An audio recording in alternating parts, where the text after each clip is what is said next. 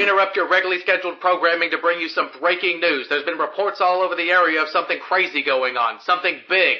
People's homes, their minds even, are being taken over by something called, what is it they're calling it? They're calling it Bad Movie Debate. What up, nerds? It's me, Jacob Babb, for Bad Movie Debate, and today we have a very special episode. It's spooky season, so we had to get Tyler Eads on here. Say what up, Tyler. What's up, everybody? Happy to be here. Happy to have you back. I don't think this is the third year of Bad Movie Debate, and I don't think there's been a single spooky season where you haven't appeared. So I'm glad we were able to make this work, even if it is the last week before Halloween, or it is the week of Halloween. Yeah. Well, hey, get us in spirit. Yeah. Hey, we did it. We did it, and that's all. We're doing it, and that's all that matters. So normally you've been on, and we've done regular debate episodes, like kind of the run-of-the-mill episodes. Last year we talked about horror reboots and horror remakes and like the pros and cons of those and like what we think about that. We were talking about what we wanted to do this year, and we landed on we're going to do a bracket. We're going to do a bracket for like a March Madness style bracket, because there's been so much good and just so much horror in general in 2024 and 2025, and a lot of it really hits, some of it maybe not so much, but we're going to get to the bottom of what we think the best, most important, favorite, whatever you want to call it, like the champion is of these how many do we have? 14 movies. It's going to be a ride, probably. I would think. I would say, because I know we agree on a lot of stuff, but we disagree on a lot of stuff too. Yeah, when it comes to movies, more in this situation than typical, actually. Yeah, like we can usually come to a consensus on like regular debate episodes and stuff like that, but this is gonna be something. Okay, so we're gonna just jump right into it, so this episode isn't like 5 hours long, because it easily could be. Could be. Sure. But I don't think either of us have time for that today, unfortunately. Okay, so first of all, we found out you can't make a bracket without online, at least right. I couldn't figure out how to, without having a first round bye for two teams or whatever. And so we went with 14 movies, so we could only have two that get a bye. And we chose Weapons and Sinners to get the first round bye. So they're already on to round two.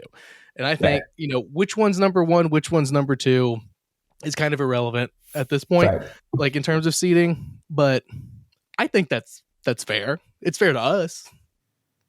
I would say so. I mean, I think that while there could be some hot takes coming up, I think that in the overall discussion of horror films and really just movies in general this year, I mean, both of those have to be the top of the majority of people's list. I mean, all you have to do, I mean, maybe I'm already referencing Letterboxd too much, but I think if you look at, all the movies released this year and their Letterboxd scores, both of those are going to be close to the top. Same with IMDb, critic reviews, so on and so forth.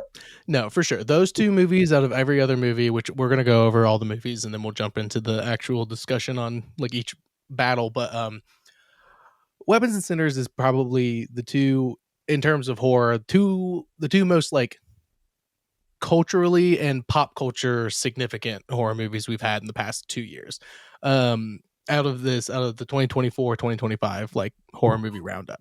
Definitely. Sinners is, in my opinion, god tier. Weapons was such a pop culture phenomenon that like it was insane. Like that first trailer dropped, we'll get more into it, but that first trailer with the kids just running and stuff, everybody was like, what the fuck is happening? Everybody was in. Like, and it was like, and people went and saw it in droves and stuff, and like it was just insane. And I don't think any of these other movies can compare to that level. So those are our bye week ones, and it's just you're gonna have to deal with it because it's too late to retcon that. So we're gonna get into it. So we have the rest of the movies are in no particular order, are Wolfman, Presence, Nosferatu, Alien Romulus, Final Destination Bloodlines, 28 Years Later, Smile 2, Bring Her Back, Together, The Substance, Companion, and Heart Eyes.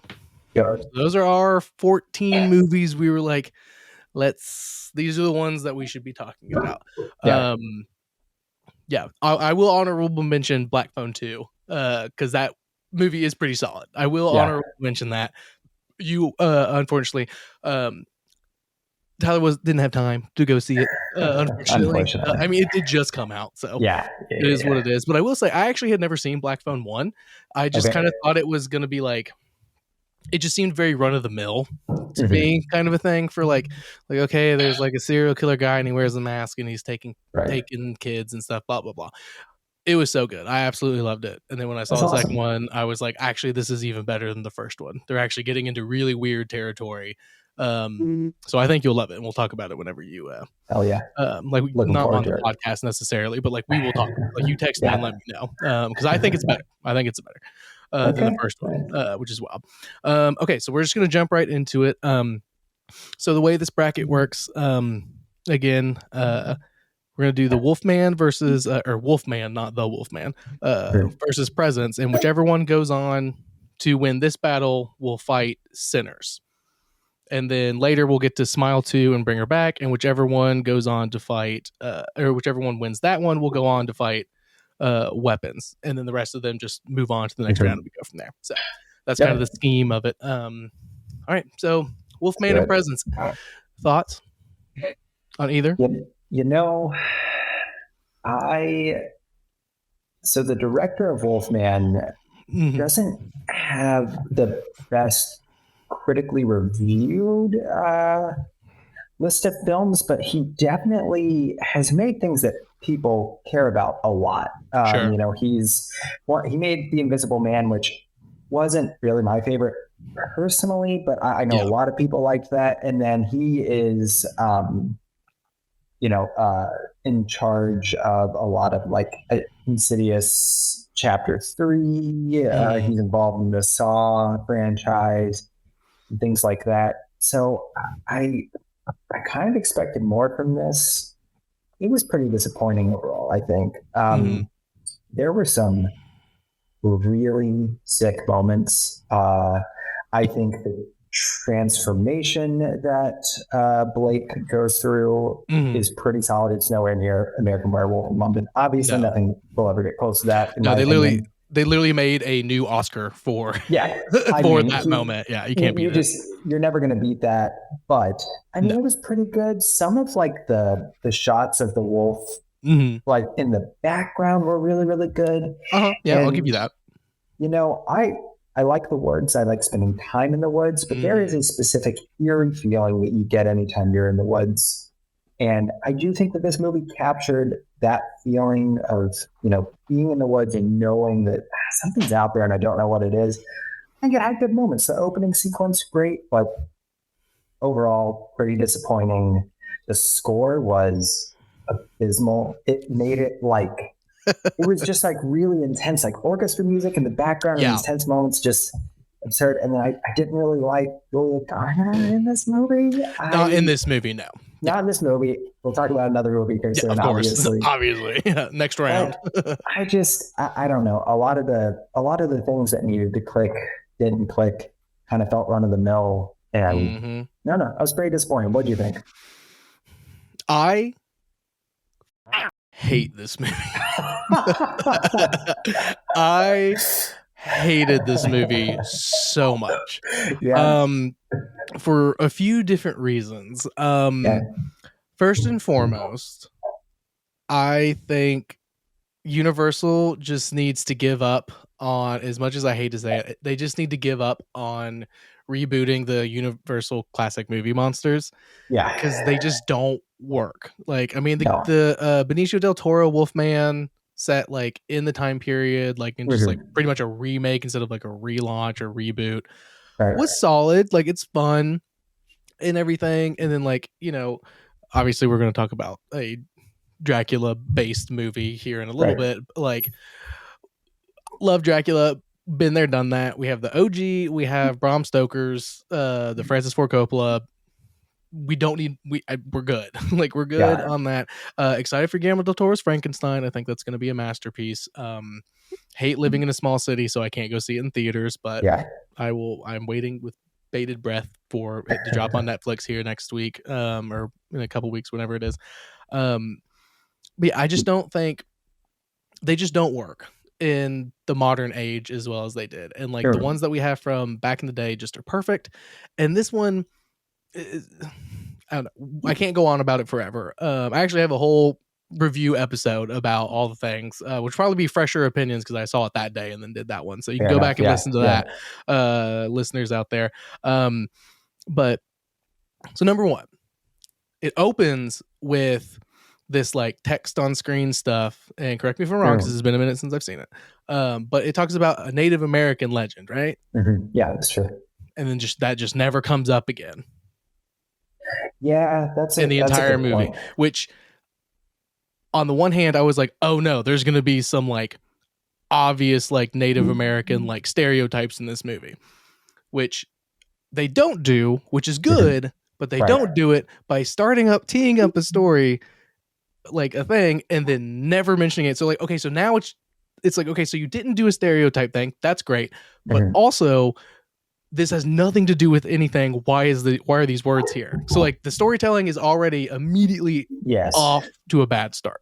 Hate that. And I was like, because I was really like, okay, so where is the Native American? I was like, it has to be in here now because you established from the get-go that this is like not a werewolf, but like a Native American like werewolf like thing. Right. Anyway, let's go. Like, and then they turn it into it's just like an illness, and then they don't even, like you said, they don't even mention the Native American folklore. Yeah. And I think you can chalk all that up to they tried, and we'll definitely talk about this with other movies. They tried to do the highbrow thing where you also have to talk about these universal, super relatable, real world dramatic stuff. And that works for some movies and it doesn't work for others. Absolutely. They tried to shoehorn this familial drama into this movie, and it's bad. It's so bad. You can't do both in an hour and 30 minutes where you're going from, like setting up the Native American folklore, showing the wolf, and going to the city, then bringing them back. You just can't fit it all in. Yeah. And it felt really rushed. There wasn't enough werewolves. I agree with you. Storytelling was whack. And then like my last major point on it is again the familial thing. You already touched on it. It doesn't make any sense. So Julia Garner's character is the one who's like not staying at home and like is the one and stuff. But then the daughter, I forget exactly how I like phrased it or like what my thoughts were when it first came out, but it was like, so you teed up that Julia Garner and her daughter are gonna grow and become closer together, but the daughter already loves the dad and is on the dad's side, but then she like falls more in love with the dad, and the dad's the one that turns, and then she's scared of the dad and stuff. And it's like, so why does the daughter hate Julia Garner, like her mom, so much? Like, I don't know. It's just like, it didn't work. There's like, and then like, he's struggling. And like, obviously it's his dad that is like the original one and then gives it to him and stuff. And like that revealed that was so stupid. It was exactly. It's so dumb. It's just everything with it. And it's like, okay, so obviously it's like, you want to give, I guess, like devil's advocate or like looking at their perspective, it's like, you want to give Julia Garner's character some sort of depth. She doesn't need to just be the wife. But at the same time, I'm like, that's fine, but it also doesn't really make any sense. The daughter never clings to the mom except for when she literally has to, because the dad is now a full-blown wolf man. And even then she's like, I'm so sad about dad. Like, yeah, I guess you're here, mom. But like, it's one of those things where it's like, again, it's like they tried to balance it where both parents had depth, because in my head I was like, so she should be the wolf man, like Julia Gardner, and then like she turns, but then they save her and stuff because like she's like, well, mommy's always gone and like I don't know her anymore. She's like a different being, like a different thing, like and stuff. And it's like, or something. I don't know. I'm not a writer, obviously. I mean, this movie got made, and that's really hard to like get a movie greenlit and like made and like put into. So like, and obviously I'm not, like anywhere close to being able to do anything like that. But I was just like, the story just felt disjointed in a lot of different ways, starting with the Native American folklore. never mentioned again, which again, if it was mentioned, it probably would have been real bad. It probably would have been not kosher, so I think it's fine. So this one, it's a tough sell for me on this one to move on to the next round. Yeah, I think I gave it a 2 or 2.5 on Letterboxd, and I think the only reason I even gave it that was because I did find the opening sequence to be pretty scary when they're getting stalked. Yeah, that's cool. I thought that there were a couple of scenes like where they get into the house and it's feeling claustrophobic, it's feeling haunted, and then they're being hunted, and then you can see the werewolf just barely in the background as it's walking by windows. Really scary when Blake is the full-blown werewolf and breaks into the house and it shows them in the kitchen. And then it is like he sneaks down the stairs, and you can see that with Julia Garner. Can't see that. So really good shots. And I do think the werewolf looked good, but it just, like you said, the storytelling outside of that was bad. I think had they gone, all right, we're just going to make a family trapped in a house trying to get away from a werewolf movie, I think this would have been actually pretty decent. And he just tried to do something extra, and I agree with you. I do not, even based on just its own merit, not even against presence, I think this for me might be the worst one in our list. This is probably the worst one on the list. Yeah, I would agree with that. I would agree with that for sure.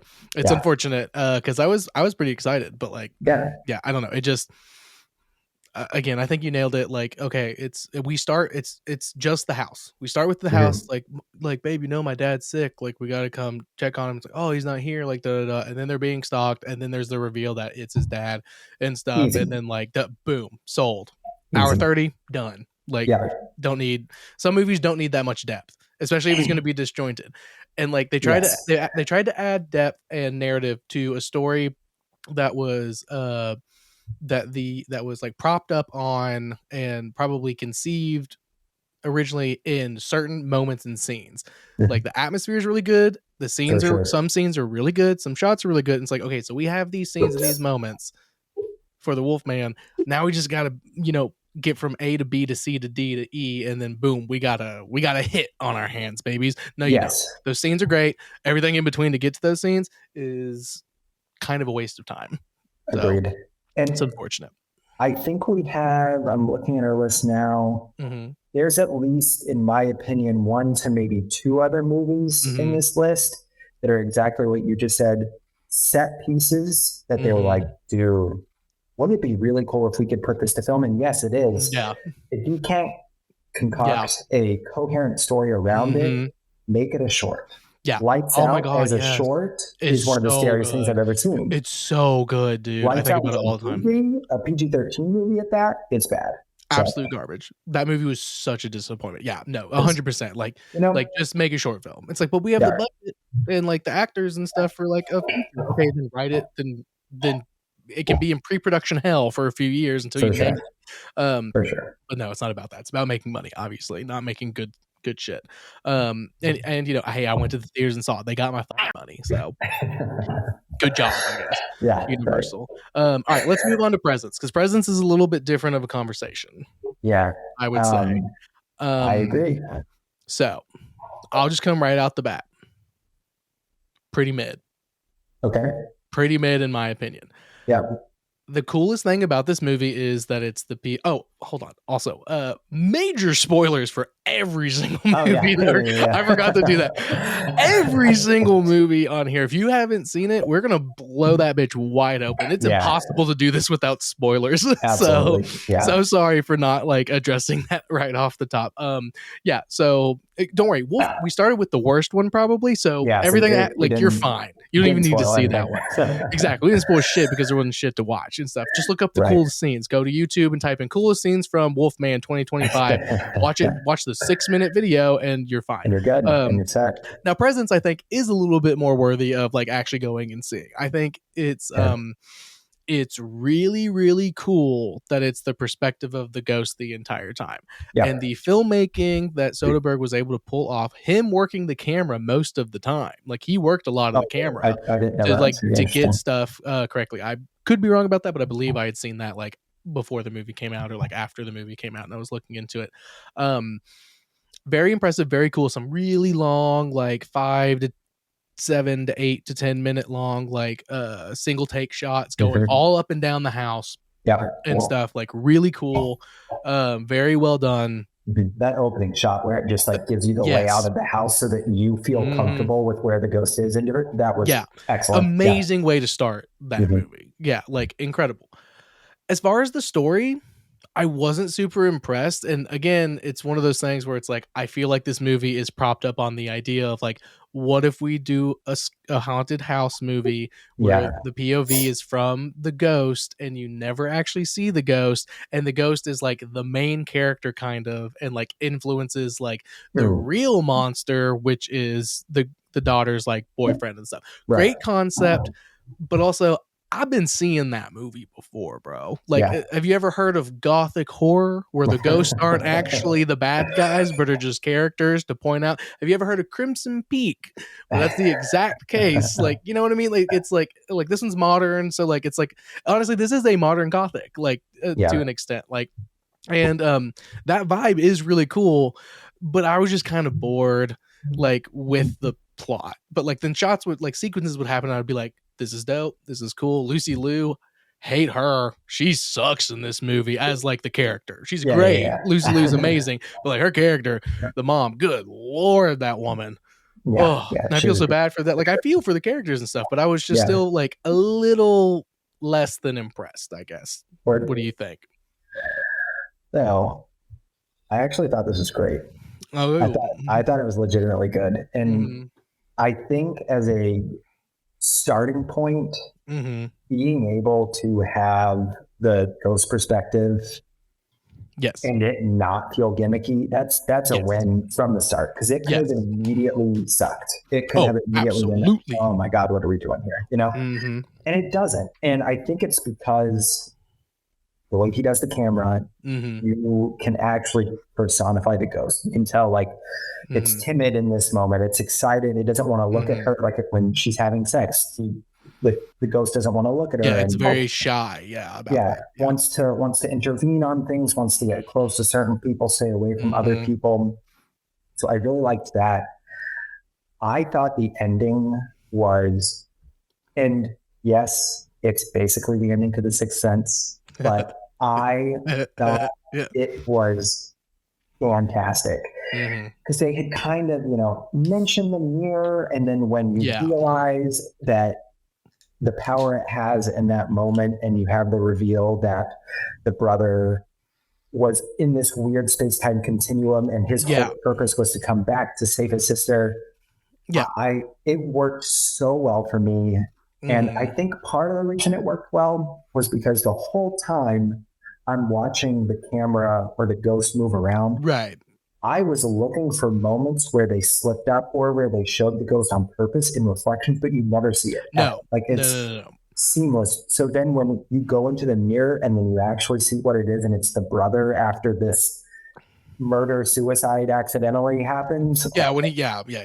It blew my mind. And it really hit for me.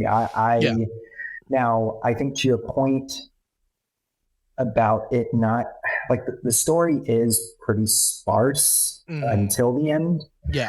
I do think it's not really rewatchable. I think you watch it, it works for you, or it doesn't. You're probably never gonna let's put on Presents tonight. That's there's no reason to sit there quietly and intensely watch this movie except for the one time, but I do think everybody absolutely should. I think it's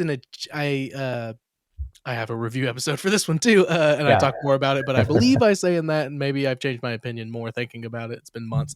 But I do think this is an achievement of filmmaking. And I think there's nothing wrong with that. The story was just a little lackluster until the end. And by the end, I was like, oh, nice. Lucy Liu's character is finally understanding what's going on. Great. Okay, great. Again, very modern gothic, which is great. like that's awesome. Like, but I was just a little like, meh, like, you know, like it didn't hit me as hard. Fair enough. I think we can safely say though that Presence is obviously moving on to battle centers in the next round though. Absolutely. Because there's no way Wolfman is. We don't need to talk about that anymore. Agreed. Like, I we think can it move on. very competently moves forward. Yeah, So. and we're not going to do this one next, but Final Destination Bloodlines, I think that movie would move on over Wolfman in this first round as well. Absolutely. Because that movie, we'll get to it, is exactly what it's supposed to be, even if it's stupid as you know, and that's fine, but we'll get to it. Yeah. So next we have a big hitter, what I would say is probably my number 3 seed, if we were going to be super technical about it, Nosferatu. Versus Alien Romulus, which is hard for me. This is a hard one because Alien is probably my favorite movie of all time, but Dracula is my favorite book of all time. So it's like, it's a tough little thing, but this is Alien Romulus. We're not talking Alien. So Right. There's some stipulations there. Where do you want to start? Can I give a quick, let's start talking with Alien Romulus. You go first, and then if you don't mind, I'll give my show on Alien Romulus and segue that into Nosferatu, because I have a pretty big point. You have some thoughts there. Got some thoughts loaded up. Yeah. So, much like Star Wars for me, oh, this is Alien universe. I don't give a f- I'm watching that. Yeah. I'm watching that and I'm gonna love it. And like, so a quick little like anecdote about it and stuff. I went and watched it and I was just like, this is awesome. This is sick as hell, bro. And then I went and I have an older coworker who's a big sci-fi fan and stuff. He loves Alien too. And he saw it and he was like, I hate Alien Romulus. And I was like, oh, why? It was so fun. And he was like, it's only fun because it's shot for it's different scenes from the entire franchise put into one story, and then they add a little bit of new stuff at the end to like make it different, but like you have the same shot, like you like literally have the same, like the Alien 3 shout out to our first episode ever, the alien coming in and getting really close to Sigourney Weaver, Ripley's face and stuff, like you have that exact moment happen again, and like a lot of little things like that. And to me, I went, yeah, it's awesome. I was like, yeah, it's awesome, but the story, but it's different characters and there's a different point and there's a different thing going on. Like, this is amazing. And her quote unquote brother, Andy the android, oh my God, dude, that acting. Oh my God. So good. It was so good. His character switch when they, again, spoiler, when he gets Ash's chip put in him and he becomes Ash now. Yeah. Holy shit. If I had my eyes closed and I didn't know any better, I'm like, am I watching Alien? And I don't remember this dialogue because that is him. That is him. David Johnson is a treasure, man. He absolutely did so incredible. Well. Absolutely. I know. And I'm so upset I wasn't able to see The Long Walk. Same. I'm so upset because I saw he was in it. And I couldn't go. Yeah, exactly. Same. I literally had it like I'm an AMC A-list member, and I had it like marked, and I was like, I don't have time to do this. I have to go do something, so I had to like cancel it. But I was like, it had a really short theatrical run. That's not the point. It did. Though, but yes, I was very upset because I was like, oh, he's in this. I'm seeing this, so I can't wait when it comes to like streaming or somewhere where I can see it. Other than that though, like besides all that, I thought narratively it was all worked. Like it really just, I really didn't have any like bad notes about it. Like obviously nothing will be as good as Alien Earth. The show is really fun, like too and stuff, but like nothing will beat Alien. Nothing will get even close, no matter what it is, no matter who's doing it. But to like kind of just like put in like a random like, and here's a new movie that's like right in between these movies, boom, and stuff, just like with just like a little bit of context of like what the world is. Like you could watch this movie and it'd be your first one and then go expand the rest, and you'd probably be like, have a good time doing it. I think you would enjoy this movie more if you were aware of the alien mythology without actually knowing the references. So kind of going off of what your coworker was saying, I disagree that it's just like the same scenes. I actually feel like some of the best aspects of this movie are like when they're in the cryo chamber and the temp starts going up, and then all the face huggers start like coming down and jumping around. There were a lot of, and like when they're going through the hall and trying to be quiet so they don't jump on them. There were a lot of really original scenes. Yes. But there were too many, I wouldn't even call them Easter eggs, just overt homage. Yes. With Alien 3, the get away from her, you bitch. I don't like your chances. I prefer the artificial human. People who have never seen any Alien movie and are watching this aren't going to get it. No. And then people who love the Alien franchise and are watching this for the first time are either going to be like, interesting, and it's going to take them out of the movie, or they're going to hate it. I have no idea why. I legitimately think that this is a like 8 out of 10 movie without those references. With those references, it just, like from a critical standpoint, it just takes me out of the movie in a way that it kind of ruins it for me. Because like I had the same experience. I saw it in theaters in like one of the Dolby like big theaters. And the whole time I was like, man, I'm having a good time. And I still feel like I watched half of it this morning just to refresh, and I was like, man, I really enjoy this movie. But it's hard to turn a blind eye when you're just like spoon feed all these just overt references. No, for sure. In my opinion. No, there's no way to argue against that, because like 100%. Because like Austin, we went and saw that Austin and I with a couple of our friends when it came out, and she. Austin, she's not the biggest horror person in the world. I made her watch Alien, and she watched Alien, and I was like, this is my favorite horror movie of all time. And she was like, I didn't really think it was all that scary. Like, I liked it. Like, it wasn't bad. And I was like, exactly. But she's never seen any of the other ones, like, and or anything. But we went and saw this one. And, there was definitely moments where she was like, ugh, like, and didn't like it. Like, and was like, oh, that was like too scary for me and stuff. But like, overall, she was like, yeah, it was fine. And it was like, because I think it's because of what you're saying. It does like kind of hold your hand a little bit and stuff. It's like, well, yeah, it's because like you've heard that, you've seen this scene before, you've heard that phrase before, like the not Easter egg, but straight up like hardcore homage to like to the rest of the universe and like the rest of the mythology and stuff. Like it's like, it is fun to be like, oh yeah, like that. And it's like, okay, now we can move on from this, right? Right. Oh, we're still doing this. Like I've seen Prometheus. Thank you. Yeah. I like Prometheus a lot. We can move on from the whole 2-minute Prometheus thing. Like now. Yeah. No, I'm with you. I'm with you on that.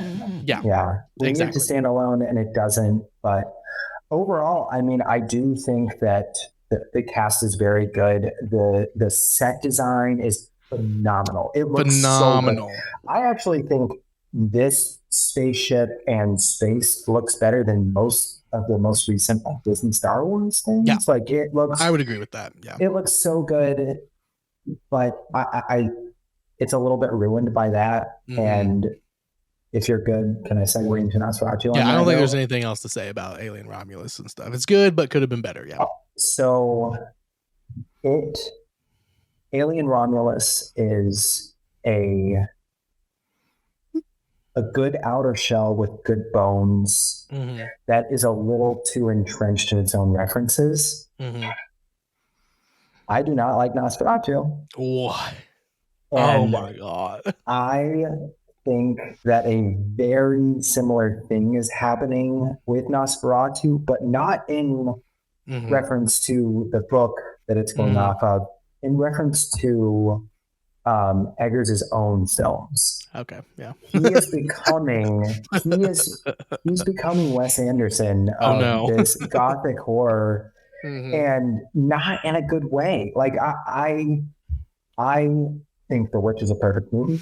I think it's one of the most tense, horrific films.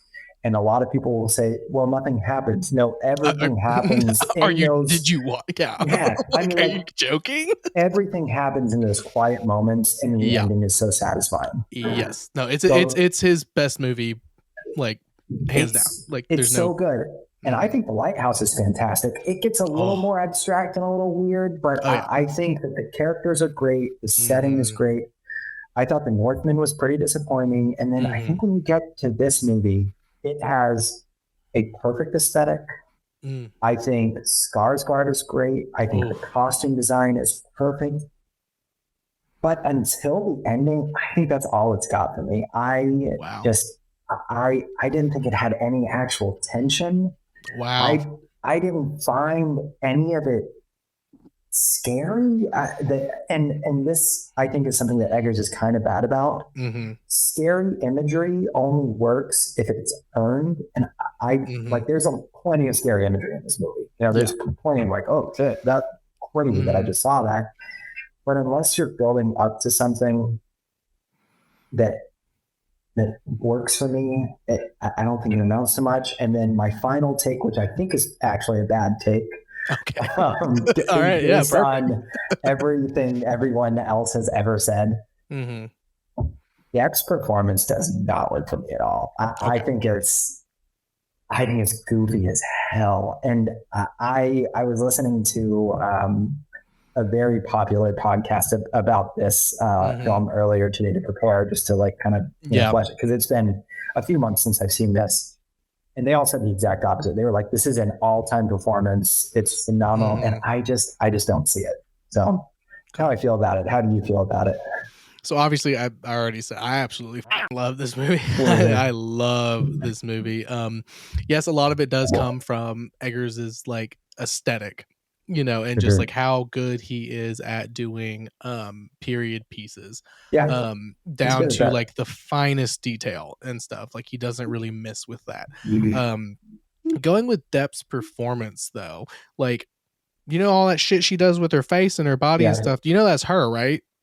Yeah, like that's not fake, right? And you still are like, oh, that's pretty mid. Like, there's not a lot of people who can like do that. Like, just like, all right, we're gonna run another take, and she's like, all right, and she just like and just goes for it again. Like she's just doing that shit. Like, that's not, like, that's the most impressive part to me, is like, she is by definition a Nepo baby. She just is and stuff. Yeah, but there are good ones and bad ones. Yeah, exactly. And she put everything into this one. Like, she went hard on this one. I haven't seen much of her other work and stuff, but like, I'm super excited to watch the Idol audition. No, God, no. But I also don't give a fuck about the weekend. So if I'm being honest, but like, the weekday guy.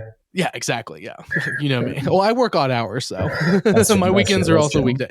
But yeah, like, she really, like, I think Eggers really got a lot more out of her than I was expecting. I was expecting to be a little bit disappointed by her being like the lead, like, female, like the I always forget I always talk about them in the Dracula parlance versus the Nina of it all. Like, I was a little nervous about that.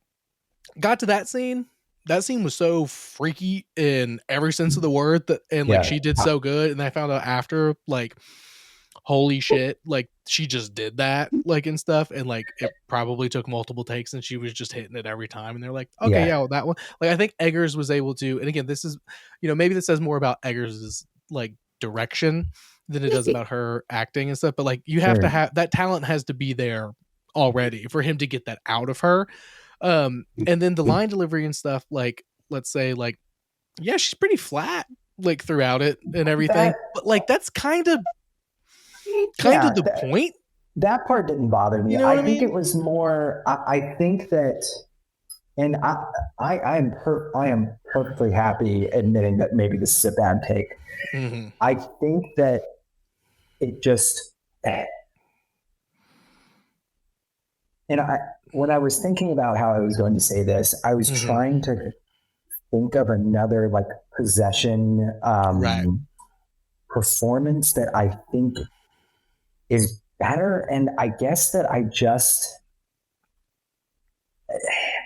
don't have a lot to call upon, so maybe this just isn't my type of movie, because it felt like that performance, even though sure it was impressive that she was able to do that, it feels a little like Leo in The Revenant. It's like, just because he actually climbed into a freaking moose doesn't mean that he deserves the Oscar. Like, just because you're doing more doesn't necessarily mean Sure. that it's effective. And it was just a whole lot. But also, like, if you're being, possessed by a vampiric demon from across the world, like, what would it look like? And I don't know. Yeah, exactly. But probably that, Especially, so, like, especially when you add like again, this movie, freaky deaky, wink, wink, wink. Like, this movie, freaky deaky. Like, so there's stuff in here that's like pretty freaky deaky, like, and stuff like in that regard, and like it all works. Like, I was so frustrated because like my dad and I went to see this movie on Christmas because I was like, hey family, I don't give a shit what's going on Christmas. I'm going to see this movie because this is when it comes out. And my dad was like, oh, I love the OG Nosferatu, like all old Dracula and stuff. Like,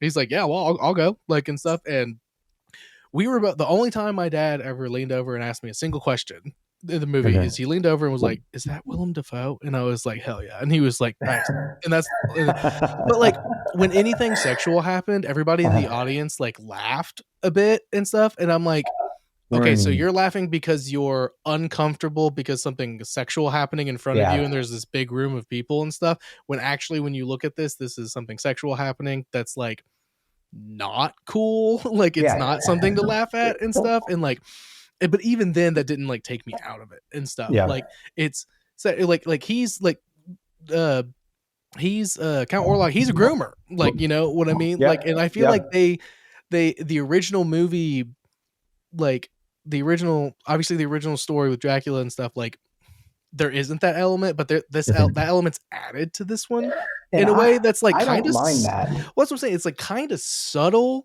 and stuff, but like it works because like he been like, what up, girl? Like way early on and stuff, and like obviously like that's not great, but like it adds an extra layer, and it's like so she's like to like I think that is seen in her performance, I guess is what I'm trying to like get to is like there's something in the back of her mind, like a past trauma that is always in the back of her mind, and that's why she's a little off to like everyone else. And I feel like that really comes out in her performance, and then everybody else's performance is insane. Nick Holt, oh my god, that scene, and then the cinematography of when he gets dropped off in the middle of nowhere and stuff, and like just absolutely gorgeous. And then the scene when he's like at the dinner table and stuff, just the way they edit it, like where he goes, he like sits down and then like Orlok is like slowly walking, but then it like pans over really quick and he's just already at the end of the long table sitting down. Like he's been sitting there for like ages and stuff. It's like, okay, like it's one of those like Kubrick, like The Shining kind of things where you're like, wait, like how did he get there that fast? Like you're subconsciously like, he shouldn't be able to move that fast. Like I feel like there's a lot of those elements, like these like underlying elements to the movie for like when it is kind of slow and stuff like throughout. And like, and again, like this isn't Final Destination, you know, where it's like boom, boom, boom, boom, boom. This is like a subtle thing. And like the novel is a very subtle, slow, and it's like you read it and stuff and you're like, oh God. And you're just like you're not like, as you're flipping the pages, you're just like, oh God, like, ooh. And I feel like this movie nails that. And in this one they had the boat, they had the whole boat scene thing, which isn't in the original Nosferatu movie, but it's obviously a part of the book and stuff. And I love the boat scene. Side note, the last voyage of the Demeter, don't waste your time on that movie. Don't waste your time on that movie. Spoiler alert, I'm just gonna blow that one out of the water real quick because it made me so mad. I was all in. I was like, this is pretty sick. But then a guy survives. Which is does not make any sense. Like it doesn't make any, and he's like, I'm gonna go hunt down this guy. Nope, because who the fuck are you are not in the book. Like you are somebody who comes up and is like, I'm gonna join the team with Van Helsing and Nina and all of them. Like, no, who are you? Like you should have died. Like anyway, that movie made me so mad because I was like, oh, I've always wanted to see like how this happens, because in the book it's literally a newspaper article that's like, and then like the captain's log of like people are going missing, and it's like, oh, a ghost ship showed up into port today, like nothing on board, but they unloaded all the boxes, and like Dracula's in there and stuff. I'm like, it's awesome and stuff. And so they did that in this. They gave us a little bit of that, and like that was cool. And just like I'm a fan. I love Dracula so much, like and stuff. So I'm less informed, and I think that I'm more than willing to admit we all have our interests. We all have stuff that we gravitate towards. It's not that I don't gravitate towards, I just haven't taken part in it. So I am I'm willing to admit that this is not necessarily my wheelhouse. I thought it was very well made. Yeah. It just didn't hit for me. Maybe it's because of that. And also back to Billy Rose Depp's performance. I couldn't really, other than Linda Blair's performance in The Exorcist, which is just a different tier, I think, just a different thing. You know, there's also a lot of effects that play into that where there are not nearly as many effects that go into hers. Yeah. In this film, she's doing it all on her own. I'm just not super informed on it. Like, I've never seen the movie Possession. I can't remember what it looks like in The Conjuring or anything like that. So I think that her performance might be equivalent to if I showed my parents Death Heaven. Yeah. They would be like, what is this shit? Turn on the Eagles. Funny. What are you doing? Yeah. Get out of my home. And I think they're missing out because they don't like Death Heaven, but that's okay. Right. You know, and it might be that. So that's very funny.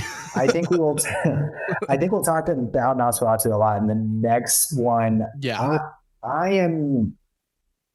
I don't know how you're feeling. I do know how you're feeling. I think if Alien Romulus ditched the, I looked it up right before we got on how many quote unquote Easter eggs there are. There's literally a list of like 45. That's too many. I think if it Get Away From Her, You Bitch was the most egregious nonsense. It took me, and he almost says it with like a smirk. You're like, it's too much. Dude. He knows what he's doing. Yeah, he knows what he's doing. Yeah. I actually think without that, I think that would, I think that Romulus would be like a half point below Alien and Aliens. I actually think that. Like, I think it was incredibly well made. It was a lot of fun.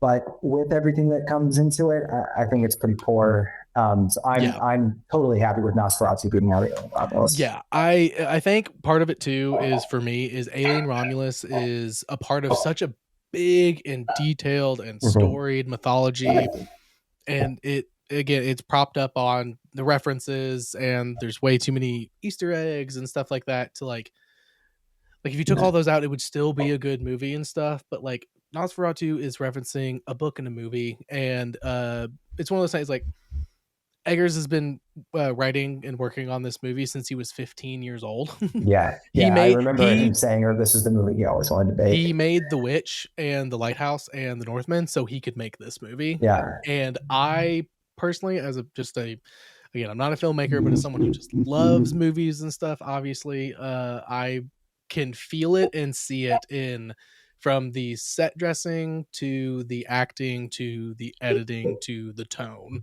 and stuff. Yes, I will say, because there was an article I saw, because he's doing some like werewolf movie next, which is going to be amazing, I'm sure, I hope.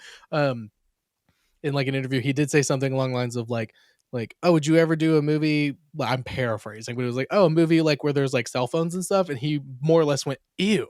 like, so he is kind of becoming the goth Wes Anderson. Like, he's like, I only do these kind of style, like stylized movies. And I get you that, but hey, I don't want anybody else doing it. And I get that. And I think I think that'll be a conversation for the next tier, because I think we should pin that, because it's such an interesting conversation, because it's like, I think good examples, The Strokes. Like, it kind of made like their music all sounds very similar, but I think you could argue is that style and cohesion or a lack of ideas. And I think that the same conversation applies to Eggers. So I think it will. No, and I think that's a good way to do it, is like lack of ideas or like sticking with like a style. Like, I think that's a fair debate for sure. Yeah. All right. So Nosferatu takes that one on Alien Romulus, which that is tough for me to say, I will say, but I don't think Romulus is a bad movie. I think it was just aspects were disappointing. Yeah, exactly. If this was the first Alien movie that had ever been made and it just came out and stuff, I would be like, we might need to talk about this longer, like kind of thing. But like, because of all the context and stuff. Okay, so now we have one that I don't think will take very long. I don't think this will take very long at all. So we have Final Destination Bloodlines and 28 Years Later. Yeah. So I'm gonna go ahead and say I was screaming at my TV Saturday night at what was happening in Final Destination Bloodlines. I'm so happy I did not see this movie in theaters. Really? Yes, because I was so mad at the house. Okay. I was trying to explain it to Austin last night, right? So, the first Final Destination movie, to this day, I would say more than half of our generation and Gen X will not drive behind a truck hauling logs. Yeah. Because they know. And that is a very realistic fear, right? Yeah. That is something that could legitimately happen at any moment to anyone, anywhere in the world. Now, in Bloodlines, I'm thinking of two, because one is just like, okay, this is supposed to be funny right now. And when I turned it on, I was like, oh, this is a comedy, actually. They know what they're doing. Once I kind of like switched my brain into that mode after one scene, I was like, okay, maybe a little bit. I'm not going to reference that one because I think it's the one in the hospital when the when they try to give the MRI machine. Yeah, you know exactly what I'm talking about. I'm not going to spoil that because you have to see it to believe it, because they genuinely did this and it's very funny. And then I was like, you know what? I'm just going to have fun with this one. And I was like, all right, I'm enjoying a little bit better. The scene that made me mad was when the sister, or Julia, I think is her name, her death with the trash compactor. Dude. Oh my god! Like, what kind of Rube Goldberg machine fuckery? Like, and it's like so stupid though. Oh, like the guy who's cutting the tree, and then like the tree falls in the way of the guy leaf blowing.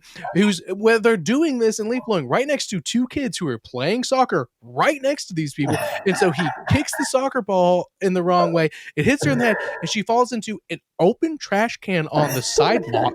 Why is it open? It doesn't need to be open for the trash can to come for the trash truck to come get it. She falls in. She can't get enough momentum to knock it over. Do you know how easy it would be to be stuck inside of a trash can and swing your legs back and forth and knock it over? I'll try it. I'll try it. It can't be that hard. We need to film. We can run an experiment. It's not that hard. I cannot believe it's that hard. And then it just picks her up and stuff. And then my man, I don't what city this takes. I'm gonna guess Seattle area because it's not the spot. It's the sky needle instead of the space needle. Somebody needs to talk to their public works people, because why is homie listening to noise canceling headphones while he's driving a trash truck, or something like this could inevitably happen? And so I was so mad at that death, and I was like, and now I'm officially pissed like about how far we've digressed from like creative deaths that, like, again, they all Rube Goldberg machined themselves into existence. Like, that's fair. That's what the whole thing is kind of based off of. Like, we've always started there. But like, a log coming off of a logging truck in front of you on the highway is so much more likely, and there's nothing you can do about it. You're fucked. You can get out of this trash can. Even if it was as simple as that man not wearing noise canceling product placement headphones while driving a dangerous vehicle, this is avoidable and stuff. So that's all I have to say about that movie. I did enjoy it though. It was fun. There was some scenes and stuff where I was like, nice. And Tony Todd, never mad to see Tony. Mad to see Tony Todd. That speech legitimately felt like him saying goodbye to the world before actually dying. It was excellent. And I will never be mad at this movie for that. I thank this movie for that, because that was the most locked in I was. And I shouts out. Candyman, oof. Yeah. Oof. Like, God, so good, he's perfect. He's amazing. R.I.P. But other than that, so I'm gonna disagree with you here. Okay, you're like, yeah, this one on the list, and I was like, cool, that's an easy next in my mind. I'm gonna be honest with you. Looking right now, I think this movie is maybe number 7 for me. Holy shit. That's crazy. It's better than Wolfman. It's better than Wolfman. I loved this movie. I did see it in theaters at like 1:00 in the afternoon on like a Tuesday. It's the best time to see it. There were like 5 teenagers behind me, and usually I would be like, shut the hell up. But Yeah. their responses to those things, one of the girls had obviously been dragged there Yeah, and forced did not to. like gore. And she left like 2 or 3 times. I think the lawnmower, I think the spike to the eye, and I think the trash compactor, all of those made her like walk out. And the gore wasn't like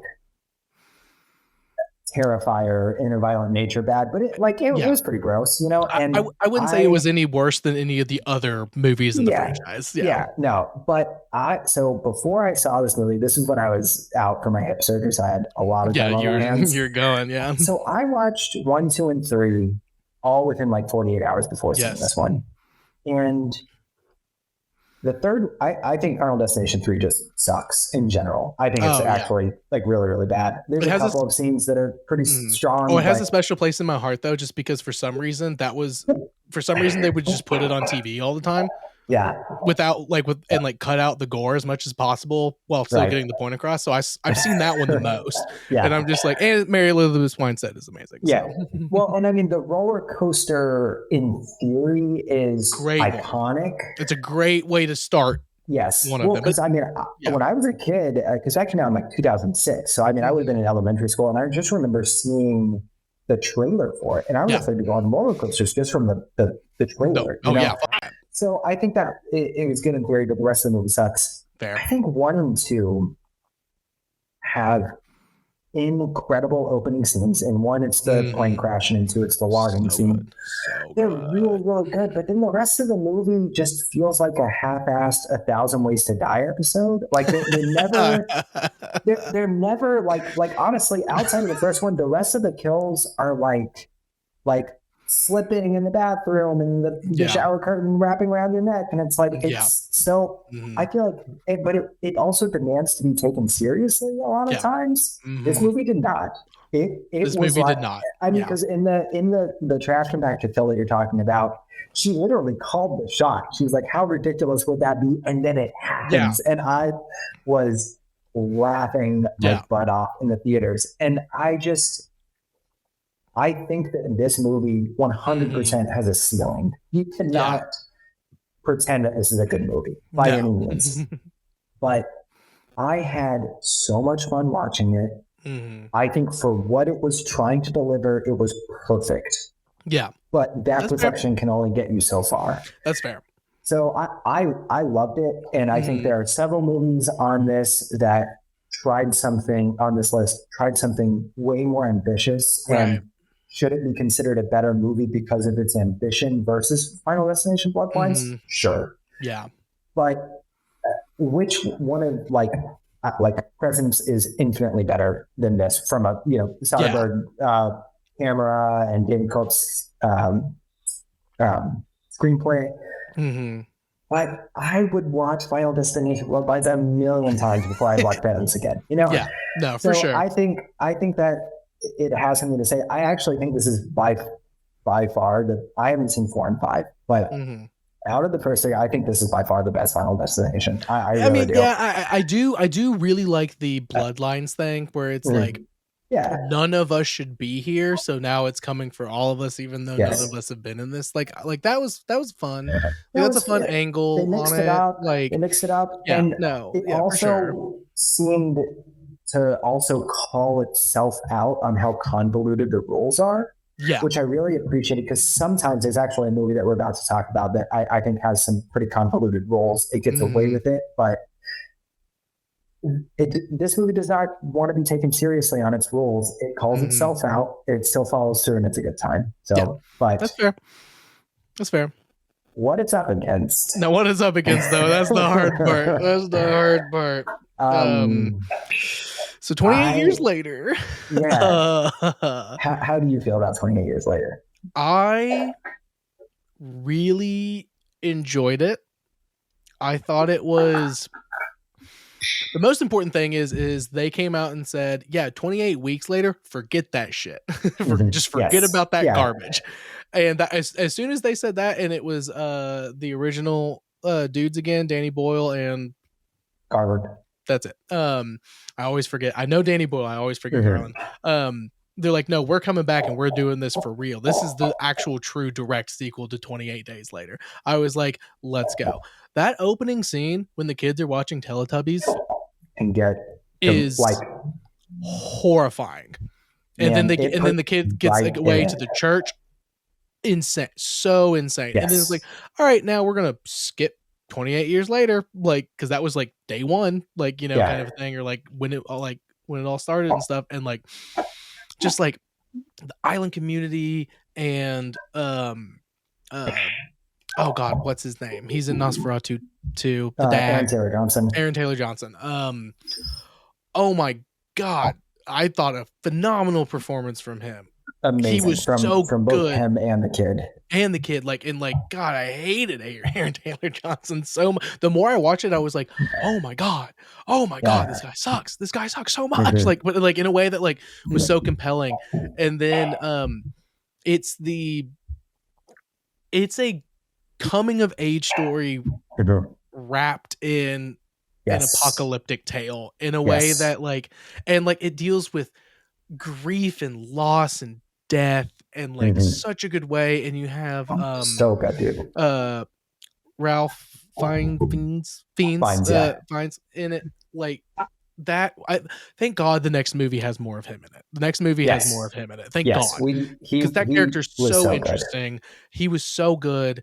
Like, I really don't have anything bad to say about this one. I did not think I was gonna get so like emotional and like heavily invested in it. I cried watching this movie. Like that's what I'm saying. Like I was like, "Are you joking?" Like I was like, "I didn't sign. That's not what I signed up for." But like I loved it. Except I did not like the tonal shift at the end with the Jimmies. It's just like, okay, so now we have tracksuit Power Rangers for 15 minutes, and it's like I get that it's like letting us know like going forward the energy might be different and stuff, but I feel like you could have like teed it up in a way that wasn't like so long. And it's like, okay, now we're listening to European punk and stuff, which is fine, you know, European punk is fine, like, but it was just so long. They were doing all this crazy shit and they're all wearing the wigs and stuff, and they're literally wearing Power Ranger color tracksuits and stuff, and I was just like, what? And I was like, huh? So like I absolutely love the movie. I'm just like, that last 15 minutes, maybe 5, we call it a day. And then I'm like, no notes. It's only like 5 or 6 minutes though, isn't it? It felt like 15. I don't know. Honestly, I do think it's shorter, but I hear what you're saying. It felt too long. Yeah. It felt like it went on for too long. There was at least one entire punk song during that scene. Like we went from beginning to end, like kind of a thing. But everything else, like, and again, that's like a very nitpicky, like, I was like, oh, the tonal shift, like, and stuff, like, that doesn't throw the whole movie out, you know, like, by any means. That movie I was shocked how emotionally invested I got from top to bottom, like, and stuff, and like, just like how how backward, or like how the community that like he is like stuck in on this island and stuff, how you like slowly but surely kind of learn like, well, maybe they're doing things wrong. Maybe there's others, and he like is like, I can do my own thing, and like my dad sucks. I lost my mom, like in this horrible way, in just a normal horrible way, because she was sick. Nothing to do with these rage infested people. Like so good. Like it was so good. Like it was great. And aesthetically, like it was amazing. Like his little like bone temple place that he has, so cool looking. Like so good, my god, I literally no notes except for shorten the end a little bit.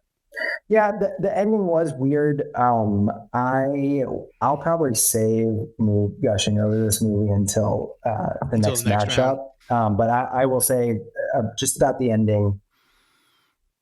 Do I think that this is a slightly better movie if it ends with him with Spike looking at the sunset after he's like put his mom's skull on the bone temple, pyre?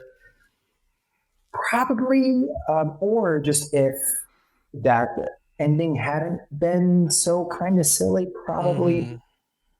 But like, I really, after this world building of this one, I really want to spend more time in the world. Yes. And if this is the way they thought they needed to segue into the next one, whatever, I'm down. Yeah, because I think the real ending is the sunset. Yes. So I'm fine with that. Yeah, I'm complaining about the prologue.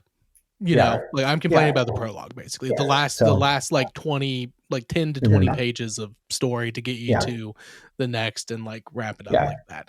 Like the story's not over. Like this story's over, but there's more story to tell going forward. Yeah. I think easily 28 years later. Obviously he's moving on to the next year.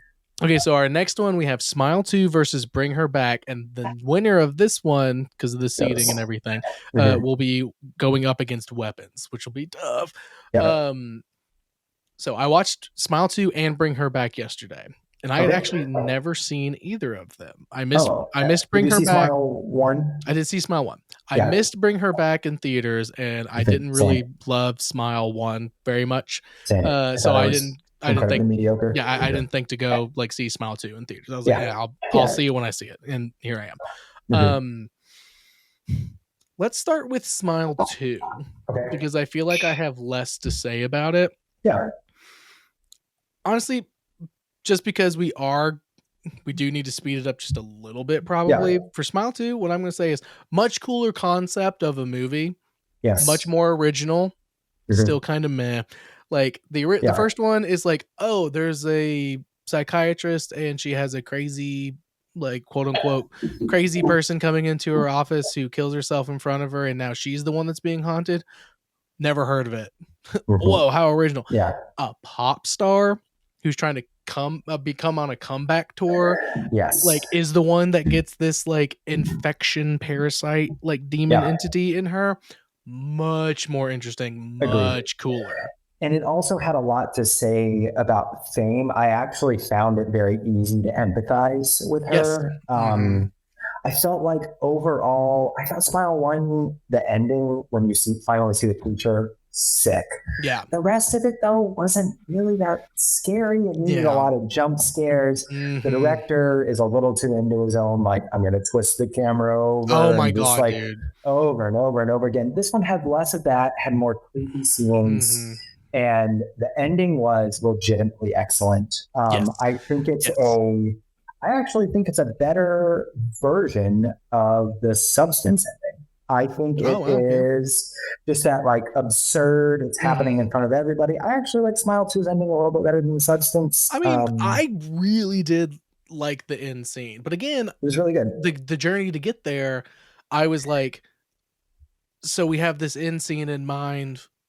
How do we get from A to E? And especially D with the like, okay, she didn't kill her mom. She thinks she killed her mom, and then she goes to the Pizza Hut, and now all of a sudden it's very funny for the next 10 minutes because they're making jokes back and forth. And then like she fights, and then it closes the thing, and now she's like I'm like, okay, what? Like it was just very jarring. It was like we gotta wrap this up, like kind of a thing. Like some of the fighting is a little too slapstick for me too. Like once she gets to the Pizza Hut, which the fact that she's like, "Is this an abandoned Pizza Hut?" and he was like, "I needed a place with a freezer and stuff." Like their whole conversation before he leaves, and then like the entity comes and like her past self and stuff, is just straight up comedy. Yeah, there's no tension in that conversation, even though about what they're gonna do. Like he's like, "I'm gonna kill you and then bring you back." There's no tension in that. It's all straight. They're throwing jokes back and forth. Yeah. And I was like, what am I watching? Yeah. And then you get to the amazing concert scene like at the end, and I'm like, okay, this is rad as hell. Like that's awesome. I think I agree with you overall. Net plus for me. Like I think it's decent enough that it's worth a watch. I don't think I would enjoy it a second time around though. No, it's definitely better, and I think it's definitely better than the first one. Which is rare. Which is rare for like a horror franchise like this, like specifically, like where it's like, oh, there's an entity and it's making somebody crazy, and like nobody believes them, and they're doing all this stuff. Like again, old hat, been done a million times. Yeah, but this one was actually better than the first one because the concept, the performance was actually very good. She was fantastic. I thought incredible. Yeah. She was absolutely really good. And the music and like all the scoring and stuff, like the Ooh. music and like the pop music and stuff, bussin'. Like So, that shit was popping, The dude. score, I actually think this is one of my favorite scores in all of these movies. I thought it was really, really good. Kind of like Jesus meets Stranger Things almost. It was like abrasive, but also, really techno. Yeah. Thought it was good, but I personally don't think it'd be okay for me to segue. I don't think it hits nearly enough to bring her back for me. No. I think that Bring Her Back is... so I actually finished watching it this morning. Nice. Probably for the best to finish it in the morning instead of late at night like I did. Right before I lay my head to sleep. Yeah, dude. Yeah. I think it was... I thought it was excellent. I thought the themes that it covered were really good. I see a lot of people on Letterboxd, podcasters, IMDb, whatever, using this as a negative when talking about these movies, that we've got to talk about grief. We have to talk about this. And I think that conceptual horror is not a new thing. No. Halloween talks about suburban terror with, the safest thing in the world, a babysitter getting stalked. Loss of innocence and stuff. Friday the 13th, sexual puritanism, trying to stay away from that and the punishment. Concepts have been there even in slashers, in everything. Of course. I think right now concepts are focused on the fact that people are trying to figure themselves out, and people are going to therapy. People are looking at their generational traumas. It's a hot topic. I think that's a good thing. So I don't think there's anything wrong with movies hopping onto that. I think people take issue with it because when the Babadook came out, everybody was like, "Oh, this is the new type of horror. This is what." That was the postpartum depression grief. Like that's like the pinnacle of that kind of a thing. And so I think people just are tired of hearing about movies like that. But I don't think it's a bad thing. Well, I think. Go ahead. Go ahead. No, you go ahead. No, you go ahead. I think the only thing that I don't like about this movie, I think it does everything super well. It's obviously just so grim, and I know that's the point. Yeah. But just like Viggo Mortensen's The Road, Cormac McCarthy, his writing is always super bleak. Yeah, might as well be a horror. What I like in art, I can appreciate that to a point. Right. Something like Schindler's List obviously being an exception. Yeah. There's a place where I'm like, I can only give this so much praise when it makes me feel so bad. And that's maybe not a reasonable criticism, but that's how I feel. And then the biggest other thing, it starts to heat up when she runs over the caseworker with her car. That shit was wild. I was like, Wendy. I felt so bad for Wendy because she's in there and she's like, no, you're good, girl. And then she's like, you're bleeding. And then she just switches on her and she's like, let go of me, bitch. Oh my God. Yeah. It started to heat up, man. That was the moment when I started to really like the movie. I was honestly kind of meh on the entire movie. And then when that happened, I was like, okay, here we go. Yeah. And the ending is incredible. I will say, going back to the grief thing, I think your perspective on why are there so many grief-based horror movies and stuff is completely valid and probably the best explanation I've heard for why there's so many. Nice. Genuinely, because I hadn't thought about it in that perspective, but I think you nailed it. My thing is as a narrative, I'm kind of getting sick. I'm not livid about it when it's oh, it's another horror movie about grief. It's more so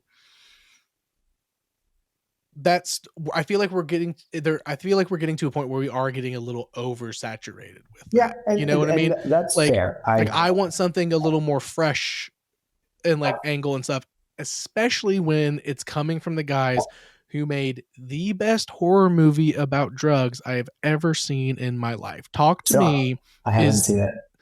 Talk to Me is about drugs. That's what the movie is about. Right. And it is the best horror movie about drugs without talking about drugs That's awesome. ever. I'm good. really excited to check it out. So I was a little disappointed going into this one from the get-go because I knew it was about grief, just from the synopsis, like the log lines. Like, obviously, this is going to be a grief movie. And I'm like, guys, you guys did something so awesome and original. Yeah. And it was so good. And now you're jumping on the grief bandwagon. That was I was hoping their next movie was going to be like, okay, and now we're making horror movies about this. Like kind of a thing, or like another like different perspective on like a drug horror, like something that just wasn't grief. That being said, the movie itself is incredible. The story is super weird. All the acting, top to bottom, is amazing. The sister, I didn't know that the sister being like partially sighted and stuff is such a great detail that's so important to the narrative. That was so good and like acted and like played out so well. And then when you look at the surface of it, like, okay, like she lost her daughter and she wants to bring her back. And so she stole the kid and put the demon in her and stuff, angel, as she put it and stuff. I'm like, we've been here before and stuff. So I was a little disappointed in that, but the mood, the tone, and some scenes were absolutely incredible. So I'm not going to say it's like Wolfman. I'm not going to, obviously it's better than Wolfman. Don't get it twisted, but like Wolfman being like, we have these really cool scenes and like we have to get from A to B to C to E so we can do these scenes and stuff. Like this one had really good scenes in a really good story. I've just seen it before. So I was a little disappointed, especially when Talk to Me was like so good, mind-blowingly awesome in terms of like, we're doing the same kind of a thing. It's like, you've seen this movie before, kind of like there's like some possession-y stuff, like, but the core of what it's like about, so to speak, the like AP English, like, what are we talking about here is drugs, is like teens using drugs and stuff, and like how things can go bad and wonky with that. And I was like, that's awesome. And it was so good. So I was a little disappointed in that, but it's definitely better than Smile 2. So this one's going to have to go on to move to fight weapons, which we'll see. We'll see how that goes. Okay. So Together versus The Substance. I'm just going to come right out the bat and say, first of all, I'm biased. Alison Brie and Dave Franco are my favorite celebrity couple of all time. They are both so hot and they're both so good at acting. She's better than he is. She is a better actor than he is. And you can see it in this movie. If you're not sure, you can see it in this movie, but he's still good and he does perfect in this movie. The only issue I have with this movie, well, I'll get to it. I love folk horror. And I was like, holy shit, we're getting a modern folk horror story in 2025. That was mind-blowing to me. Once it like starts to actually happen, the twist, the turns, I had no idea what this movie was going to be about. Like I knew that like, okay, so they're going to get stuck together at one point, right? Like, or something like that, like, that, and that's about the end of it. How we get there, I was like, it's not like, I wouldn't say this is even body horror. Like, I would say there's body horror elements. There's scenes and moments of it and stuff, but like, I would say no, this is a folk horror with a splash. I thought it was going to be like the one it's going up against. I thought it was going to be more like The Substance. It was going to be a full blown like thing. It was going to be some like almost like science backed thing. I guess like the best way to say it is like, I thought it was going to be more like a science backed thing, not a magic and folklore like backed thing. And that blew my mind. My only complaint, the only reason I don't give this movie 5 out of 5 and I gave it a 4.5. I swear to God, I did not want to see what they looked like at the end of the movie when they were together. It looked so bad. It looked so stupid. You know how you fix that? You do an over the shoulder of them answering the door and you just see the parents' reaction. And she like drops the like, the casserole she brings to like visit them, but you don't actually see its face. Like the like their face, like when they're melded together. It did not look good. Me and my coworker, I have a coworker, and she thought she was like beat for beat the exact same thing, and we were like, but God, it didn't. Their like combo person did not look very good, like in terms of like CGI and like stuff like that. Like it did not look good. If you left that, you left that out, and you let us think it. and you let us think it, 5 out of Imagine 5. what 5 out of So, 5 for me. I am surprised that you had this take. I thought I was going to be fighting for Together. Love this movie. So I didn't get to see it in theaters, Oh. unfortunately. I was pretty bummed about that. But I had a coworker who loves The Substance. Mhm. She is of the school of thought that Nora winning over The Substance and Mike Madsen winning over Demi was repeating the themes of The Substance and so on and so forth. And I think that's an interesting take. But like, I mean, she goes hard. It was hard for The Substance. That is fascinating. She should write like a paper about that. It is like really she genuinely should yeah. write like an article about that. Yeah, like a retrospective of that. Like that, she should do that. That's awesome. How that works. Yeah. But, yeah, that's an awesome perspective. She hated Together. And so I went into this movie expecting and I've seen some like mixed reviews from like users, not critics, but from users. Yeah. So I was expecting to like feel controversial about liking or disliking it. I thought it was so darn pleasant. Their chemistry, obviously they're married, so you know, thank God they've got chemistry. So fantastic. So good.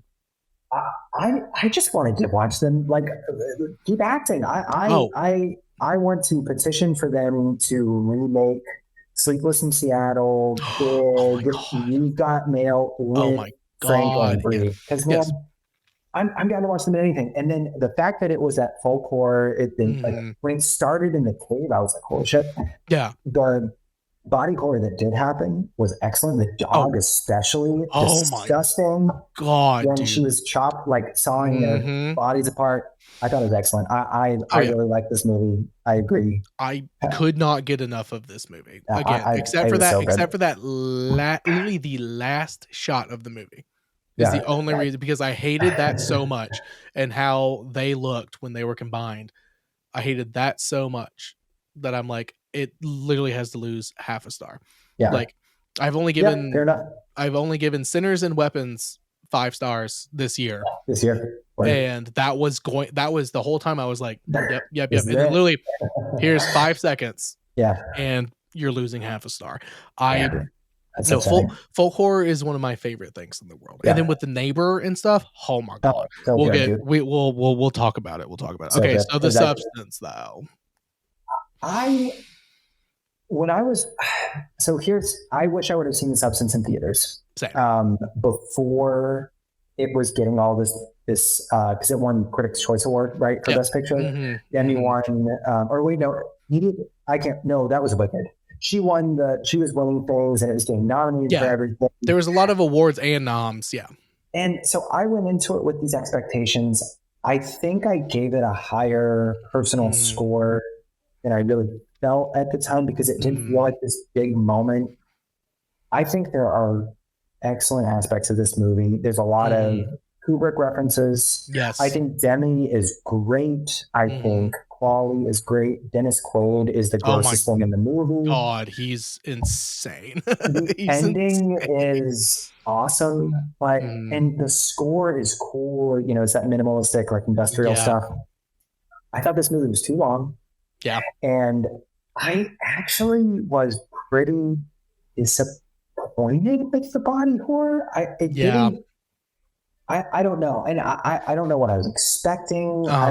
It wasn't that bad to me. Like, are you saying you were disappointed in the sense that like the like practical effects of it all? Or did you think, I thought it was going to be like grosser than that? I think a little bit both. A little bit of both. Okay. I think I was expecting to like to spoil a scene in Weapons when she starts cheese grating his face or potato peeling his face. Jesus Christ! I was expecting moments like that where I'm like, or even Bring Her Back has better, like when he's chewing on the knife. Oh yeah, and when he's like eating his own flesh. Yep. I was expecting to have a visceral reaction, and I didn't. And honestly, like the final version of her just looked so campy. Yeah. And maybe that was the point. I feel like they were like maybe for that last one leaning into that for the Cronenberg of it all. You know, I feel like that was like maybe their way to like do an homage to Cronenberg, the king of body horror, you know, because it's very Cronenberg-esque looking. It is, yeah. I don't really disagree with you on any of that though. Like I thought The Substance, I didn't see it in theaters, so I, you know, maybe I was blinded by opinions and thoughts and stuff beforehand, but like I loved it. I thought it was awesome. I think I gave it a 4 out of 5. Yeah, definitely gave it a 4 out of 5. But like, yeah, man, I don't know. Like, I just like, there's nothing that really like stands out to me as much as like some other movies on this and stuff. And like, I feel like, cause like some buddies, like Cam and Vlad, they went and saw it in theaters, which I'm shocked by, but they like messaged us in like our fantasy football league thing. And they were like Vlad was like 10 out of 10. I don't recommend people watching it. And like Cam was like, I had to leave because of all of the squelching and stuff. And I was like, oh, sick. So it's going to be insane and stuff. And I was like, I mean, I grew up watching Cronenberg. Like I've seen this, I've heard this squelching noise before, you know, like, I don't know. Like, so I had the same experience, and I think it's hard when you're much more of a genre entrenched in this genre than I am, and I feel like I like the genre a lot. But it didn't. I think when to a lot of people who had never seen any body horror, you know, I think it is intense. Oh, it's an intense intro into it. Yeah, if you haven't seen anything before.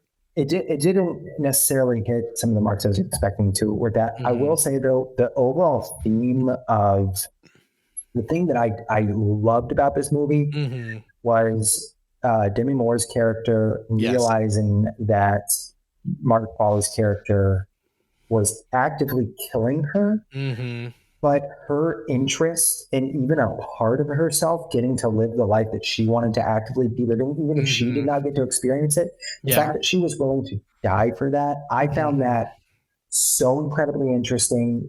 I thought that theme in itself was great. I thought that theme was a lot more fleshed out, unintended, than the over-sexualization of Quality. I don't really think it had a whole lot to say other than like, dudes be like looking at women. And like, yes, it made it obvious how gross it is, but like that's about all they did with that. They didn't have other things to say. So I don't know. I feel like there were a lot of good themes, and there was way too much moving around those themes. I don't know. I think it's a very good, true, great movie, but I enjoyed Together so much more, dude. I liked it so much more. I think I like Together more because I do think that kind of like you touched on, like the Demi theme, like there's a reason why it was nominated for Best Picture. Absolutely. Absolutely. She was great in it, and all the awards and noms it got, it absolutely deserves. But I thought Together was going to be like, because that's like a science-based thing, because it's like a drug that you take. I thought that's where Together was going to go. Yeah. Honestly, purely because I found Together just a more enjoyable watch. The body horror it's its own original kind of body horror. Like maybe not original, but like the way it's done is less Cronenberg, I guess. And The Substance leans into Cronenberg really hard. So it's like, okay, been here, done this. Like the fact that like, you know, like their hands start to like go into each other and stuff. Like you don't see that a lot. That's really cool. Yeah. And the fact that it was all presented on folk magic and like folk horror and like folklore really just kind of blows it out of the water for me. So Together is beating The Substance. It's just going to have to, unfortunately. That's how I feel about it too. Yeah. Okay. So our last first rounder, Companion versus Hard Eyes, which were two movies that I was so pleasantly surprised how much I enjoyed them. I thought they were both going to be like, okay, like that's fine. I adore both of these movies. Yeah, yes, dude, I do. I really do love both of these movies. But one is probably better than the other. What do you think? So I think Companion is an overall more consistent movie for me. I think that start to finish, which my man Huey has a little something to do with that. I think he's he is another really good Nepo baby. Yeah. Yeah, that's fair. I think that overall it delivers a more consistent thrill for me. Yeah. But I like the look and feel of Hard Eyes a little bit more. I love Josh Rubin, and Same. I think Hard Eyes was trying to do a little bit more, which feels weird because I know Companion is, saying something about AI and our just lackluster, like laissez-faire attitude about it. And then, but then the people end up being evil. So it's like, what is it really saying? Yeah. I'm going to be honest with you, man. So I think I gave Companion a slightly higher score. Mm-hmm. I think I'm pretty split. I think I could go either way. I don't feel like either of these movies are like blew my mind necessarily. I enjoyed both of them quite a bit though. Yeah, no, for sure.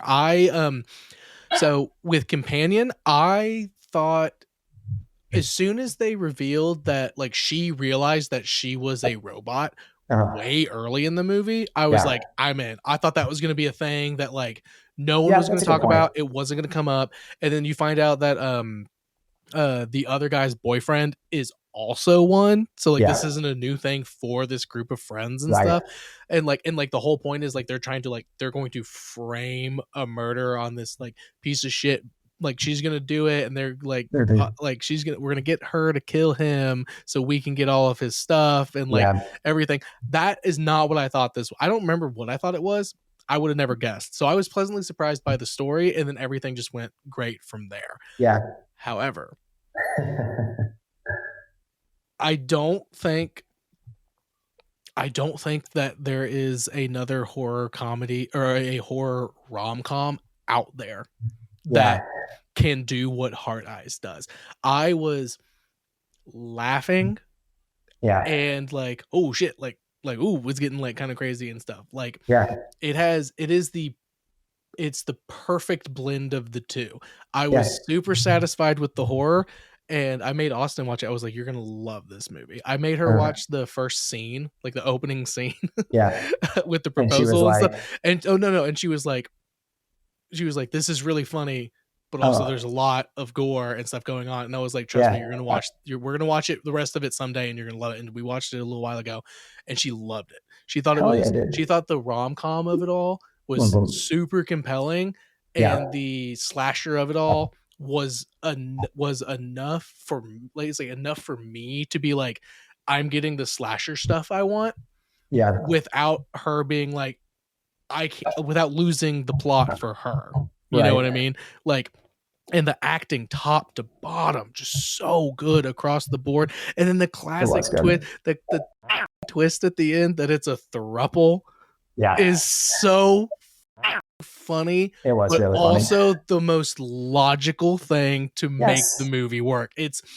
I think it's such a tight horror rom-com. Like, I gotta go Hard Eyes. I just have to. Like, I had that is one of, if not the most fun theater experiences I've had in a very long time. I laughed, I cried, I screamed, like top to bottom. Like, I loved that movie so much.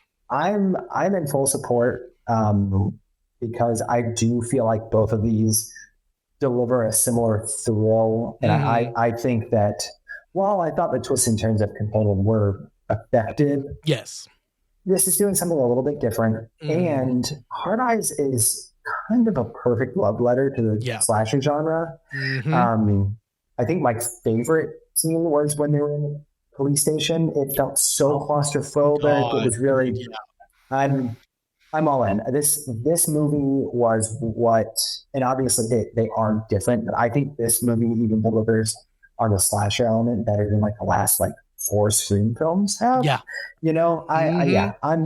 cool with Hard Eyes. Oh yeah, and just like what a perfect like classic, like just the like, we have it is, I don't know if they're gonna do anymore. I don't know if they need to do anymore. Like, but like we have an iconic like mask again. Like we have a fresh take on like the Scream mask or Michael Myers and stuff. Like that mask is so cool. The mask is really, really cool. I honestly thought it looked stupid in trailers and on the poster, but then when I saw it in action, I was like, hell once yeah, it was in action, and then you see that like he has the like Cupid's arrow thing to like stab people with, like that's sick because they kill people on Valentine's Day. It's sick. Like the whole, was really good. The night vision was pretty dope. Dude. Yeah, no, it just this is a good one. It's a good one. It's so good. I liked it a lot. So Hard Eyes is gonna have to beat Companion. Right. So that brings us to round 2, and we're gonna have to speed through these next few. We talked way too long about that. We had a lot of movies to go through, but we have some other stuff to like reference now. We've set the groundwork at least with so I think we can speed through the rest of this, honestly. At least I can. Okay, so going back to the top, round 2. First up, we have Sinners versus Presence. Oh wait, I thought. Oh yeah, you're right. Yeah, Sinners versus Presence. You specifically asked for this to happen, more or less. It is not for this reason. It's for another matchup. Okay. That we'll see here in a second. I liked Presence. I thought that the playfulness of the camera work and the ending really hit for me. I liked it a lot. I think I gave it a 4 out of 5. Like I genuinely liked it quite a bit. Yeah. It's not such a Sinners. Sinners. This is where it gets easy. A couple of tiers above, so that's okay. And it's just. We'll just move on because like, just to save some time, because like Sinners is, again, I already said it's God tier. Like it's God tier. I think it's really good. So that was easy. So now we have Nosferatu versus 28 Years Later. That's a little bit more of a conversation, probably. That's probably a little bit more of a conversation. I feel like you already know where I'm leaning because I'm such a Dracula head and stuff, but 28 Years Later did make me feel more emotions than I thought, which is something I always love in horror. So I am swayable, I guess you could say. Like I could be swayed, but like God, the aesthetic of Nosferatu is so dope. So I've got a lot of things to say about 28 Years Later. I'm going to keep it short if you feel like you're swayable. Okay. I think 28 Years Later beats Nosferatu in this situation. Even take out my feelings of mediocrity towards Nosferatu. I think that I need to revisit that film. I think I need a little more context. I think what 28 Years Later was able to do with a genre film. It is a horror film. You see people being beheaded. You see crazy, gross body horror. It literally starts out with younglings being, killed, Revenge of the Sith style by zombies. Yeah, it's insane. But it has so much to say about coming of age.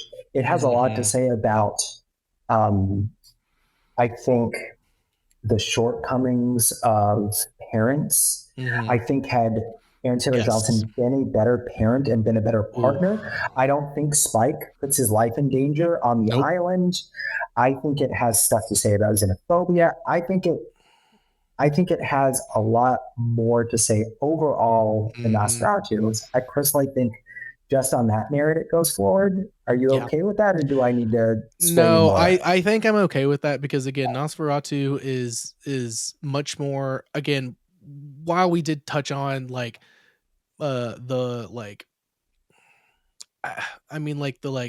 in this one they bring up like the kind of like predator in like a monster sense and in like a like he's grooming her, like he's been grooming her for a while, since like it adds a little bit of something to talk about that I think very much works top to bottom like in this one. But 28 Years Later says so much more about so many things in the most poignant way that I think it's pretty easy to put 28 Years Later ahead. Nosferatu is like, if I'm looking for like vibes, I'm going to Nosferatu. If I'm trying to think in the horror genre. I'm going to 28 years later, which Yeah. is why I think it has to move on, especially because we're getting more. We're going to have more to talk about. And Like, by Nia DaCosta, which didn't she make the Marvels, which was not very good, but prior to, didn't she do that? I think so. I don't know. But before that, she did the like reimagining of Candyman. I thought that was actually really good. So I'm excited. That's good. I mean, I ain't mad about any Candyman, like regardless. So for sure. So I'm excited about that. We can do that one. That's fun. Okay, so now we have Bring Her Back versus Weapons, and this is the one that you were like, so this is the matchup I wanted. So here's what I will say. Mm-hmm. I think that Weapons and Bring Her Back are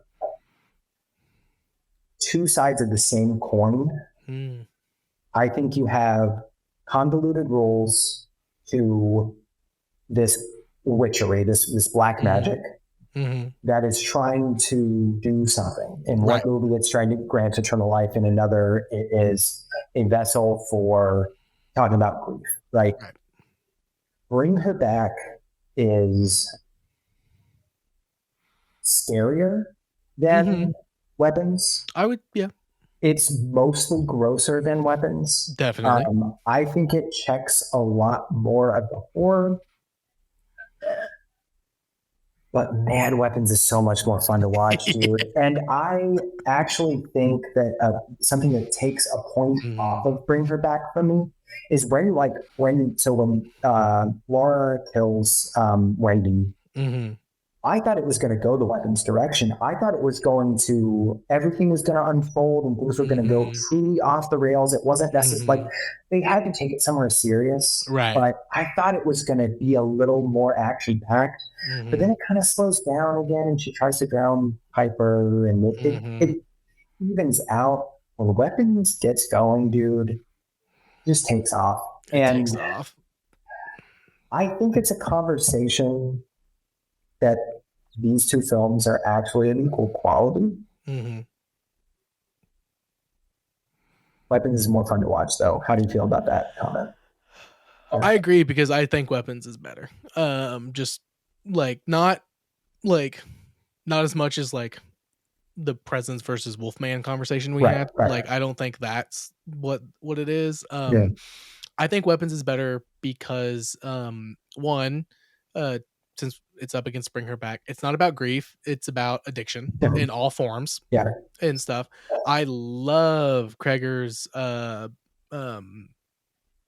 like episodic storytelling with each character and how it intertwines. He does that so well in Barbarian. He does it even better in this movie. And I don't think you could have got better actors for any role in this movie, top to bottom, from the kids to Aunt Gladys. Like I genuinely have no notes on this movie. Bring Her Back, I'm like, I'm a little disappointed because it's about grief, like we talked about. Again, I think they did it. It's one of the best grief horror movies we've had in the like myriad of ones that we've had.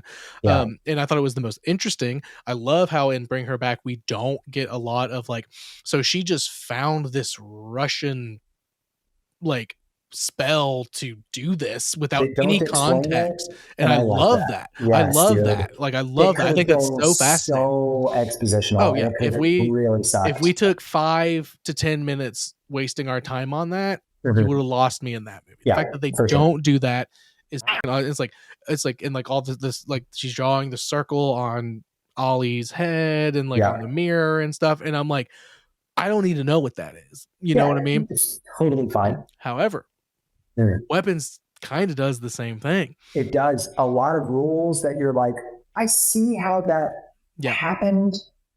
I don't have a lot of information about it, but I'm fine with that. Like we don't need to be spoon-fed everything. And exactly. It's fine to just lay it out. You know? Exactly. I think they both do it perfectly. But I just think the way the story is told in Weapons is so much more interesting, so much more fun. And when you get to the end, you're like, holy shit, what the fuck was that? The so Weapons so has that. satisfying. The ending is so satisfying. I'll make a very quick point. I agree. I actually like. I gave them the same score. Like Yeah. I think that they're of equal quality. I do think that the episodic storytelling is a little more interesting. It's a lot more fun. So I'm totally fine with Weapons going forward. The one thing that I will say that I really, really liked about bringing her back that I don't know if it's the way that she was gaslighting. Oh my God, what is I literally just watched it this morning. The 17-year-old dudes. Andy. Andy, the way she was gaslighting him, like pouring pee on him, so, like doing it, like because she was a counselor, she was able to she take knew these psychiatric stereotypes and like hit all. It was. I was starting to get so angry at her, and anytime a film can make me feel these visceral, like I hate this person, that's a winner. For sure. I think Bring Her Back is like probably going to end up in like my top 5 of the year, but nonetheless, I think Weapons is almost an instant classic. Weapons has to take it. It's gotta go. No, when she reveals that like she's the one pouring the piss on it, last night when I was watching, I literally like screamed at the TV. I was like, oh fuck you. Yeah. I was like, oh fuck you. I was like, you asshole. Like that's so fucked up. Like I was so mad. Terrible character, dude. Yeah. Oh my God. Played beautifully and amazingly, but God, fuck her. Fuck that woman. Okay, so Weapons moves on, of course. And now we got Together and Hard Eyes. And I mean, Together, right? Like I love Hard Eyes so much, but Together just blew my mind because we got folk magic. There hasn't been a good folk horror in decades. Like, and I'm such a big fan. Like, so, but Hard Eyes is unique. Like, we got a new genre. We have a horror rom-com, so it is hard. It is hard. But I will say, and this is similar to Final Destination.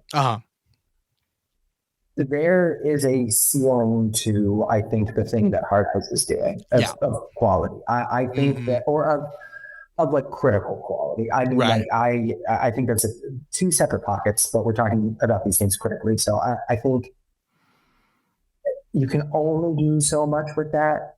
It's also so indebted to 100 other slashers, which is a good thing because it's a love letter to slashers, but also like that has a cap, I think. And I think I'm sure there's like a movie that's not even that obscure that Together probably rips some stuff off, and that's fine. But like, there was a whole lawsuit. You remember? Oh yeah. There was a whole lawsuit. There was that. There was the whole lawsuit thing.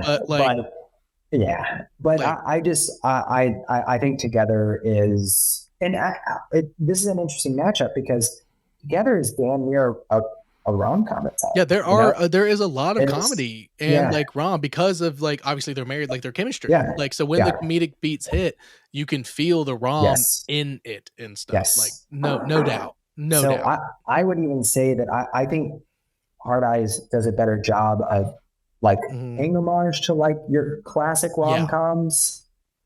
And that is cool in itself, but I think that Together hits the horror and the fun comedic aspects a little bit better.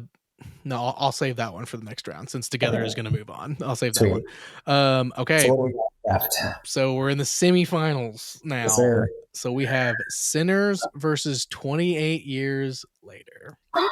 So here's my hot take. Oh, no. I think 28 Years Later is the best movie that's come out this year. I think that it has. Sinners has a lot to say.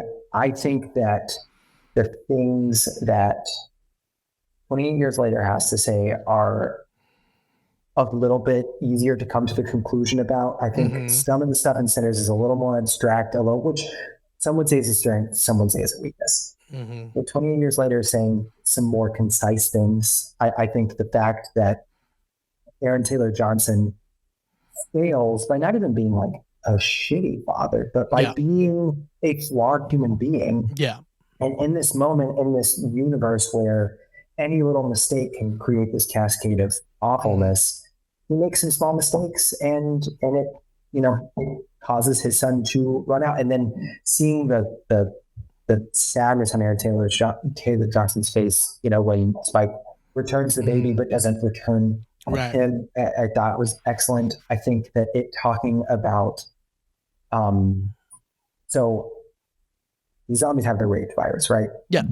It keeps them from engaging with with normal thinking human beings. Right.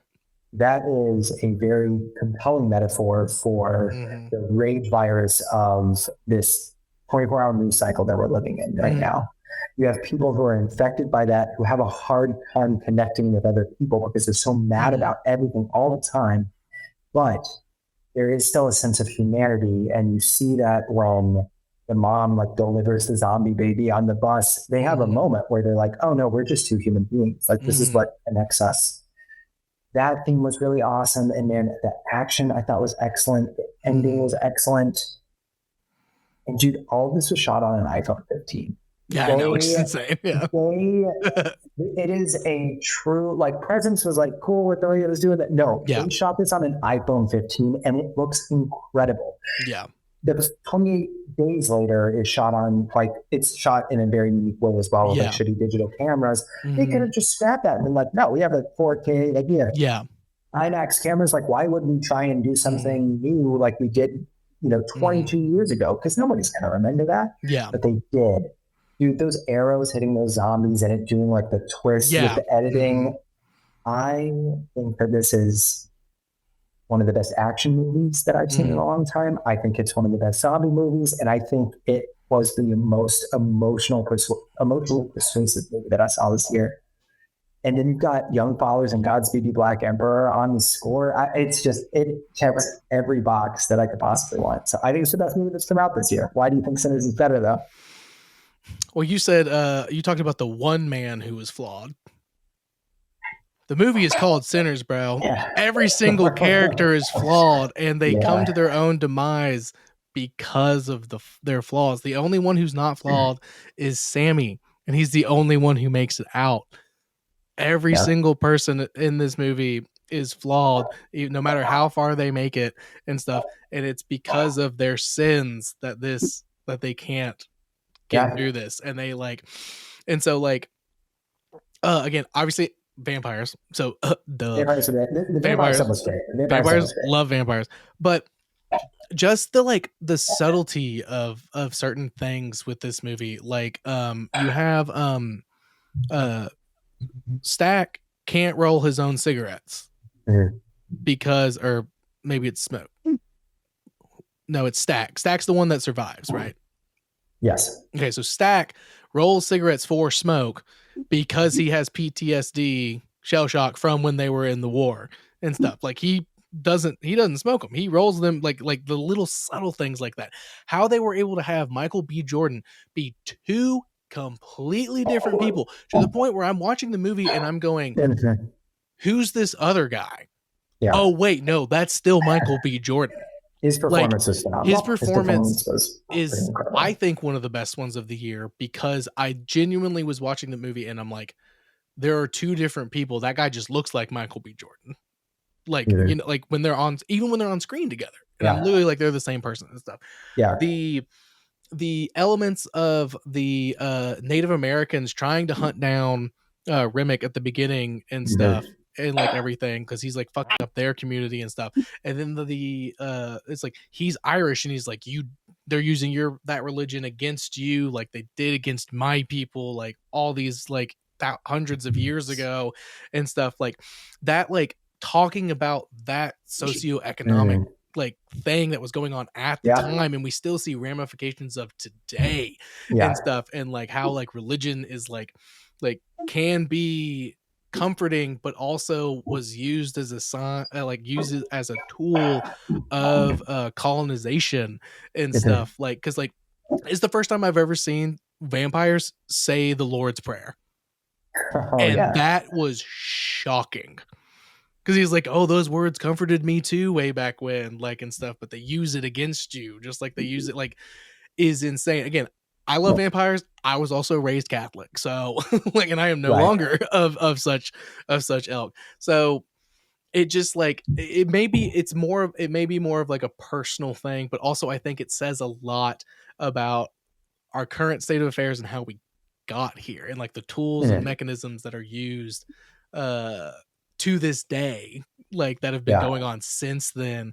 And then like the whole thing with like Sammy like trying to get out with music and stuff, and like all the Mississippi Delta music, Ludwig's score, the music is insane. The accompanying soundtrack that's like a modern soundtrack about the movie is so good. Just like I literally couldn't ask for anything more in a movie. The scene with I Lied to You, where all the ancestors and then like the descendants are there and stuff, and it goes up and it pans down and stuff, and then it comes down on Remick with his eyes red, being like, I need that, in reference to like the beginning where Annie's like talking about like culture and like everything and like everything. Like I cried during that scene when I saw it for the first time. It was really, really good. Because I was like, this is the best piece of filmmaking I have seen this decade, if not longer. That's why I say Sinners, because I was like, I think it had just as much to say about different topics, but the filmmaking in terms of like, yes, it used IMAX cameras and they didn't do like everything with like the iPhones, which is absolutely bar none insane. They did that. Like incredible. Absolutely insane that they were able to pull that off in such a beautiful film. But like just the way, but then like the aspect ratio thing, when you're watching Sinners and the aspect ratio changes for certain scenes in such a subtle, perfect way to like give you this different perspective on it and everything. I don't know, man. I just can't. I don't disagree with anything you're saying about 28 years later. Sinners is just has a special place in my heart. And honestly, it may come down to, but there's vampires. So I think that, I guess my only question is, do you think so I think there's a really, really excellent vampire story. Mm-hmm. And I think that there's a really, really excellent story about music and community. Mm-hmm. And I think both of them carry those socioeconomic themes. Mm-hmm. I feel like when it all comes together, like, I think when it all comes together and, like she decides to invite them in on purpose, and then it becomes like it's exciting. I feel like it becomes a little messy. You disagree with that?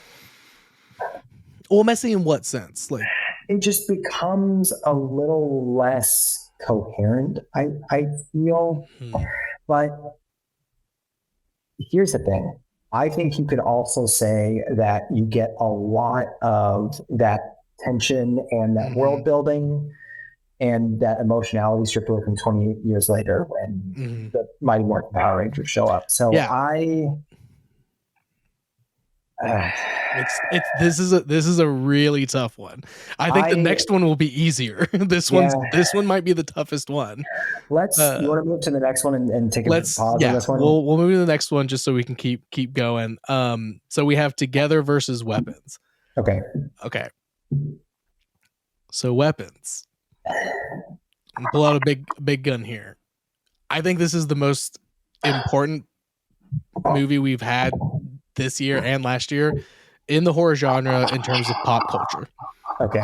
I think it is the most important movie. I think it's the most exciting pop culture thing to happen to horror. And I don't remember the last time seeing videos of people, because I saw it in the middle of the day, like only a few people and stuff. So like it wasn't a big crowd and stuff, but like I had a great experience. I gasped out loud at certain points and stuff. Seeing videos of people react to the car door opening, the sound of a car door opening, and people shitting their pants and losing their minds off of one simple thing, I think makes it it's one of the reasons why I got the bye week. Just from that 30-second moment. And the way like Gladys like runs out like this, and when the principal charges, I think. Oh my God! Yes. I think that I think you can argue that Together has merits that could stack up to Weapons. Yes, I would say that for sure. But I think you start running out of things kind of quickly. Yeah. And I also think you have some of the similar things in Weapons. Body horror. She potato grits his face, dude. Yeah. I mean, like, that is... He potato grates his own face. Yes. Because she makes it. Yes. Yeah. The head smashing that happens between the principal and his partner. When the principal gets murked by the car. Yes, dude. Jesus. There's so much grossness, and it probably trumps the grossness in Together. You don't have that comedic release, but also, like, we're talking about horror here. I think that Weapons is more firmly seated in the horror aspect than Together. So I think just based on that, I think we could go in circles about. Oh, for sure. But I do think that Weapons is funny as shit, though, when it needs to be. You know, but you're like, you know that you're not safe. You know what I mean? Yes, like, exactly. Together was like almost a comfort movie to me. Maybe that sounds crazy, but I can completely, especially the way it ends and everything. Absolutely, yes, like absolutely. Watching them just act together, man. I got it comforting. Weapons, I laughed a lot, but like it just had a different quality to it. No, so when the kids chase Gladys out of the house and stuff, I was laughing. While being terrified. Yes. And then, like, smashing through. Honestly, it kind of reminded me of the end of Spy Kids 1, where they're like, all the kids are like coming out. See, no, but like exactly, you're like, this is comedic, but then also you're like, but then you're also like, but this is kind of really up, and then they catch her, and you're like, oh no, this is really up. Yeah, and exactly. Like Josh Brolin carrying her son still like a limp. And then it says, like, some of them got better. Some of them got better and started talking a few years later. Like, God damn, dude. Yeah, dude. Weapons, Weapons wins. Weapons wins against Together. I think Together made it further than I thought, though. I'm happy about that. Like, in this bracket. But Weapons is better. Here's what I'll say back to 28 years later in Sinners. Yeah. One extra point for 28 years later, the exam that Ralph Fiennes does to determine that she has cancer. A lot of those things are actually an appropriate medical exam, which I was like, that's sick. Of course. Yeah. So I thought that was cool. That adds a little for me, obviously. I think the sunset ending was excellent, but you also have a sunset ending in Stars. Yeah. Here's my question. Which one? So one is very obviously a blockbuster American film cornerstone, and the other one, well, even though Danny Boyle and Alex Garland have made big movies, they are big names. It has that indie spin and feel to it, and for sure that guerrilla filmmaking feel to it. I think I can personally say, I think you disagree with this. I think I can say they match up in quality. I would say they match up in quality. But which do you think is the more important film? Because I think at this point you kind of have to. The tiebreakers that I look at are rewatchability. I think they're both very rewatchable. Which is more important to film in our time? I think you have to say Sinners. Yeah, I think that Sinners unfortunately it's hard to say that, though. I think it's hard, but to have a former Marvel director come out and this be his follow-up, and and so many people go see it, I would say this film is probably going to be the Best Picture nom. I think it's just as big and just as important as One Battle After Another. You know, I think that Sinners could be the movie of the year, so I think it's got to go forward because of that. I think just the cultural phenomena of Sinners, like the cultural reaction from everybody I've talked to. Like, I have a lot of people at work who love movies and go see a lot of movies and stuff. I did not hear a single bad word about Sinners from anybody. And then 28 years later, there was a lot more debate about it, which is a good thing. And I think is why this movie went so much further than, like, I feel like some people might think it would. But like Sinners, it's just like, honestly, one of the biggest important things, and I know this is important to you too, like the music is just the score is so perfect. It's great. The performances of the score are so perfect, and the way it's all about it is just like, it's just insane. It's just insane. So I think it brings it up. And it's conversation about how music transcends dimensions and time. Exactly. Yes. That does bring it up very far from me. So yeah. So Sinners versus Weapons, which is where we knew we'd probably always end up getting here. We have very little time left, unfortunately.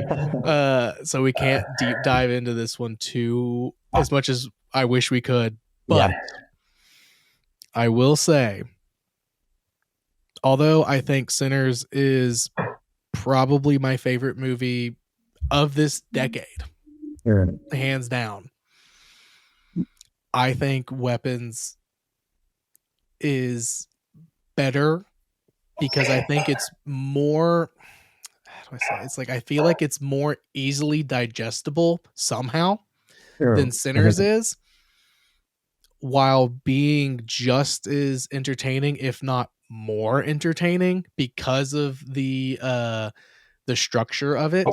And I also have never seen so many people in person and online so freaked out and kind of like weirded out about that first teaser of just the like ring camera footage of kids running at 2:17 a.m. with their arms out. And that's all we got. Being like, new movie from Zach Cregger's called Weapons coming out like in a year. Here's this teaser. And there was no context. And people were like, what the ever living is that? I think that. And then the car scene reaction videos. I watched like an hour of those on TikTok because they were all so funny and interesting. And people were like, holy shit, that's the craziest thing I've ever seen. I think Sinners is amazing. I think it's gorgeous. I think it's beautiful. I think it's important. But if we're talking about movies, that scene haunts me more than any scene I've seen from any of these movies. And I think I was going to pull this as my trump card to have 28 years later win. But the more we talked about it, I was like, no, Sinners should go forward. But I'll pull it now. Okay. Even though folk horror is a central theme because of vampires in Sinners, I think Sinners is a horror movie in the same way that Brendan Fraser's The Mummy is a horror movie. Yeah, no, Sinners is a drama wrapped in horror. And I can concede that thought, yeah. And I think that's why I'm willing to say that Sinners is probably a better movie. Like, I think it transcends genre. And I think it has all these crazy ideas. Some of them I don't necessarily think work, but nonetheless, I think it is I think a more interesting conversation might be which is the better movie, Sinners or One Battle After Another, versus which is the better horror movie, Sinners or Weapons. I think Weapons is just, I think if you ask that question like that, I think Weapons, that horror movie. I unfortunately, like, because I love Sinners so much, but like, also, I came out of that movie theater after seeing Weapons, and I, not literally, but like screamed to the heavens and said, we got a modern witch horror movie in the year 2025 and no one saw it coming. How could you? And it all works. With Sinners, there was like, we know this is vampires going in. And we all know vampires. We all love vampires. Right. And like, we've seen a million vampire movies. When was the last witch movie you saw that was like, that wasn't like an OG classic? Like, the fact that the whole thing is presented from a witch with like this like parasitic, like kind of angle to her is insane. Like, never in a million really cool. years would I have guessed. So the mystery of it adds a little extra flavor that I just think makes it just that much better. And I think very similar to Barbarian, there's all this mystery, all this mystery, and then you figure it out, and it's something that's fantastical, but also grounded. It's like, yes, it's grounded somehow. And, yes, and somehow. I thought that about Weapons. I know some people were like, "That's the twist. It's a witch." It's like, no, there is no twist. It's just a witch, and that's just a witch. Its own. That's horrifying. That's crazy on its own. Literally, she pulled out that stick at the principal's house and started like wrapping hair around it, and I literally was like out loud. There was like 2 or 3 people in theatre, and they weren't sitting anywhere, and I was like whispering to myself, so I didn't bother them because I have etiquette. I was like, no way, no way, no way, and then she went snap, and then shit went off it, and I was like, if I had been in that theater by myself, I would have jumped up and fist bumped. I would have been like, yes, let's go, we're doing it. Like, yeah, dude, it truly is the best. It truly is. I'm going to watch it again tonight on HBO. I cannot wait to watch it again. I think I am more excited about where Craig's going with things than anybody else. I feel like he's maybe kind of edging out Jordan Peele and like who I'm that's another fun fact. Jordan Peele fired his agent for not getting the rights to distribute Weapons under Monkey Paw Productions. He fired him because he's like, what do you mean we didn't get that? That's the best shit I've ever seen, which also makes it like Jordan Peele, a master of modern horror, fired somebody for not getting to be able to put his name on it because it's so good. Like that's another like that's insane. Like, it's pretty perfect. It's pretty perfect. I'm all for it. I think that it is excellent. I think, I'm totally fine with where we ended up. I am too. I was in my heart, I was like, maybe Sinners will make it out, but like, it's got to be Weapons, man. I don't think I talked to a lot of people about Weapons for like at work and like just in person when I'd hang out with people. The discussion on Weapons was so much, more focused on horror and everything. Cause like a lot of people were like the music in Sinners, and it's like, yes, but like also the story of Sinners. Can we talk a little bit more about that? And people were like, yeah, sure. But the music. And it's like, okay, but like, what about the story? But like Weapons, everybody's like top to bottom, like, like this. And like, I mean, like the beginning with Julia Garner's thing, the person writes witch on her car. And I seriously thought to myself when I saw that, I was like, it's kind of weird that they didn't write bitch. Like, why would they write witch like that? And then completely glossed over. And then she broke the stick, and I went, "Oh my god!" They told us at the very it's perfect. It's perfect. It really was. That's cool. So Weapons is the best horror movie in the past 2 years. It seems out of our bracket. Yeah. Hey man, thank you so much for slogging through this. We got into the weeds on this one. But I mean, these movies I truly believe that every one of these movies has. Even Wolfman has something. I think it's been one of the best years for horror. It's been awesome. It's genuinely been insane. Not only how many we've been getting, but how many that have actually been pretty good. Yeah. Because there was movies on here we didn't get to. So we already went over the time we thought we were going to do, and we could have easily added like 8 more if we wanted to. Like if you had like, we were going to do Black Phone 2 and Heretic, but you didn't have time to catch those. And those are worth talking about, genuinely insane. You'll have to let me know what you think of Black Phone 2, because I loved it. Better than the first one. All right. Well, follow on Instagram and all those good places. Quick little announcement. So podcast is back up and running as it was, except Apple Podcasts no longer has video episodes, but it is what it is. Video episodes are still on Spotify and on YouTube. If you want to see our beautiful faces, if you just want to hear our beautiful voices, you can do that everywhere else too. So that's pretty much the end of that.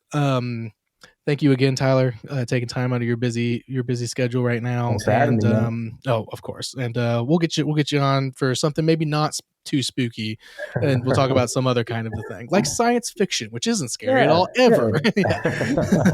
Or something. But all right, well, happy Halloween, y'all.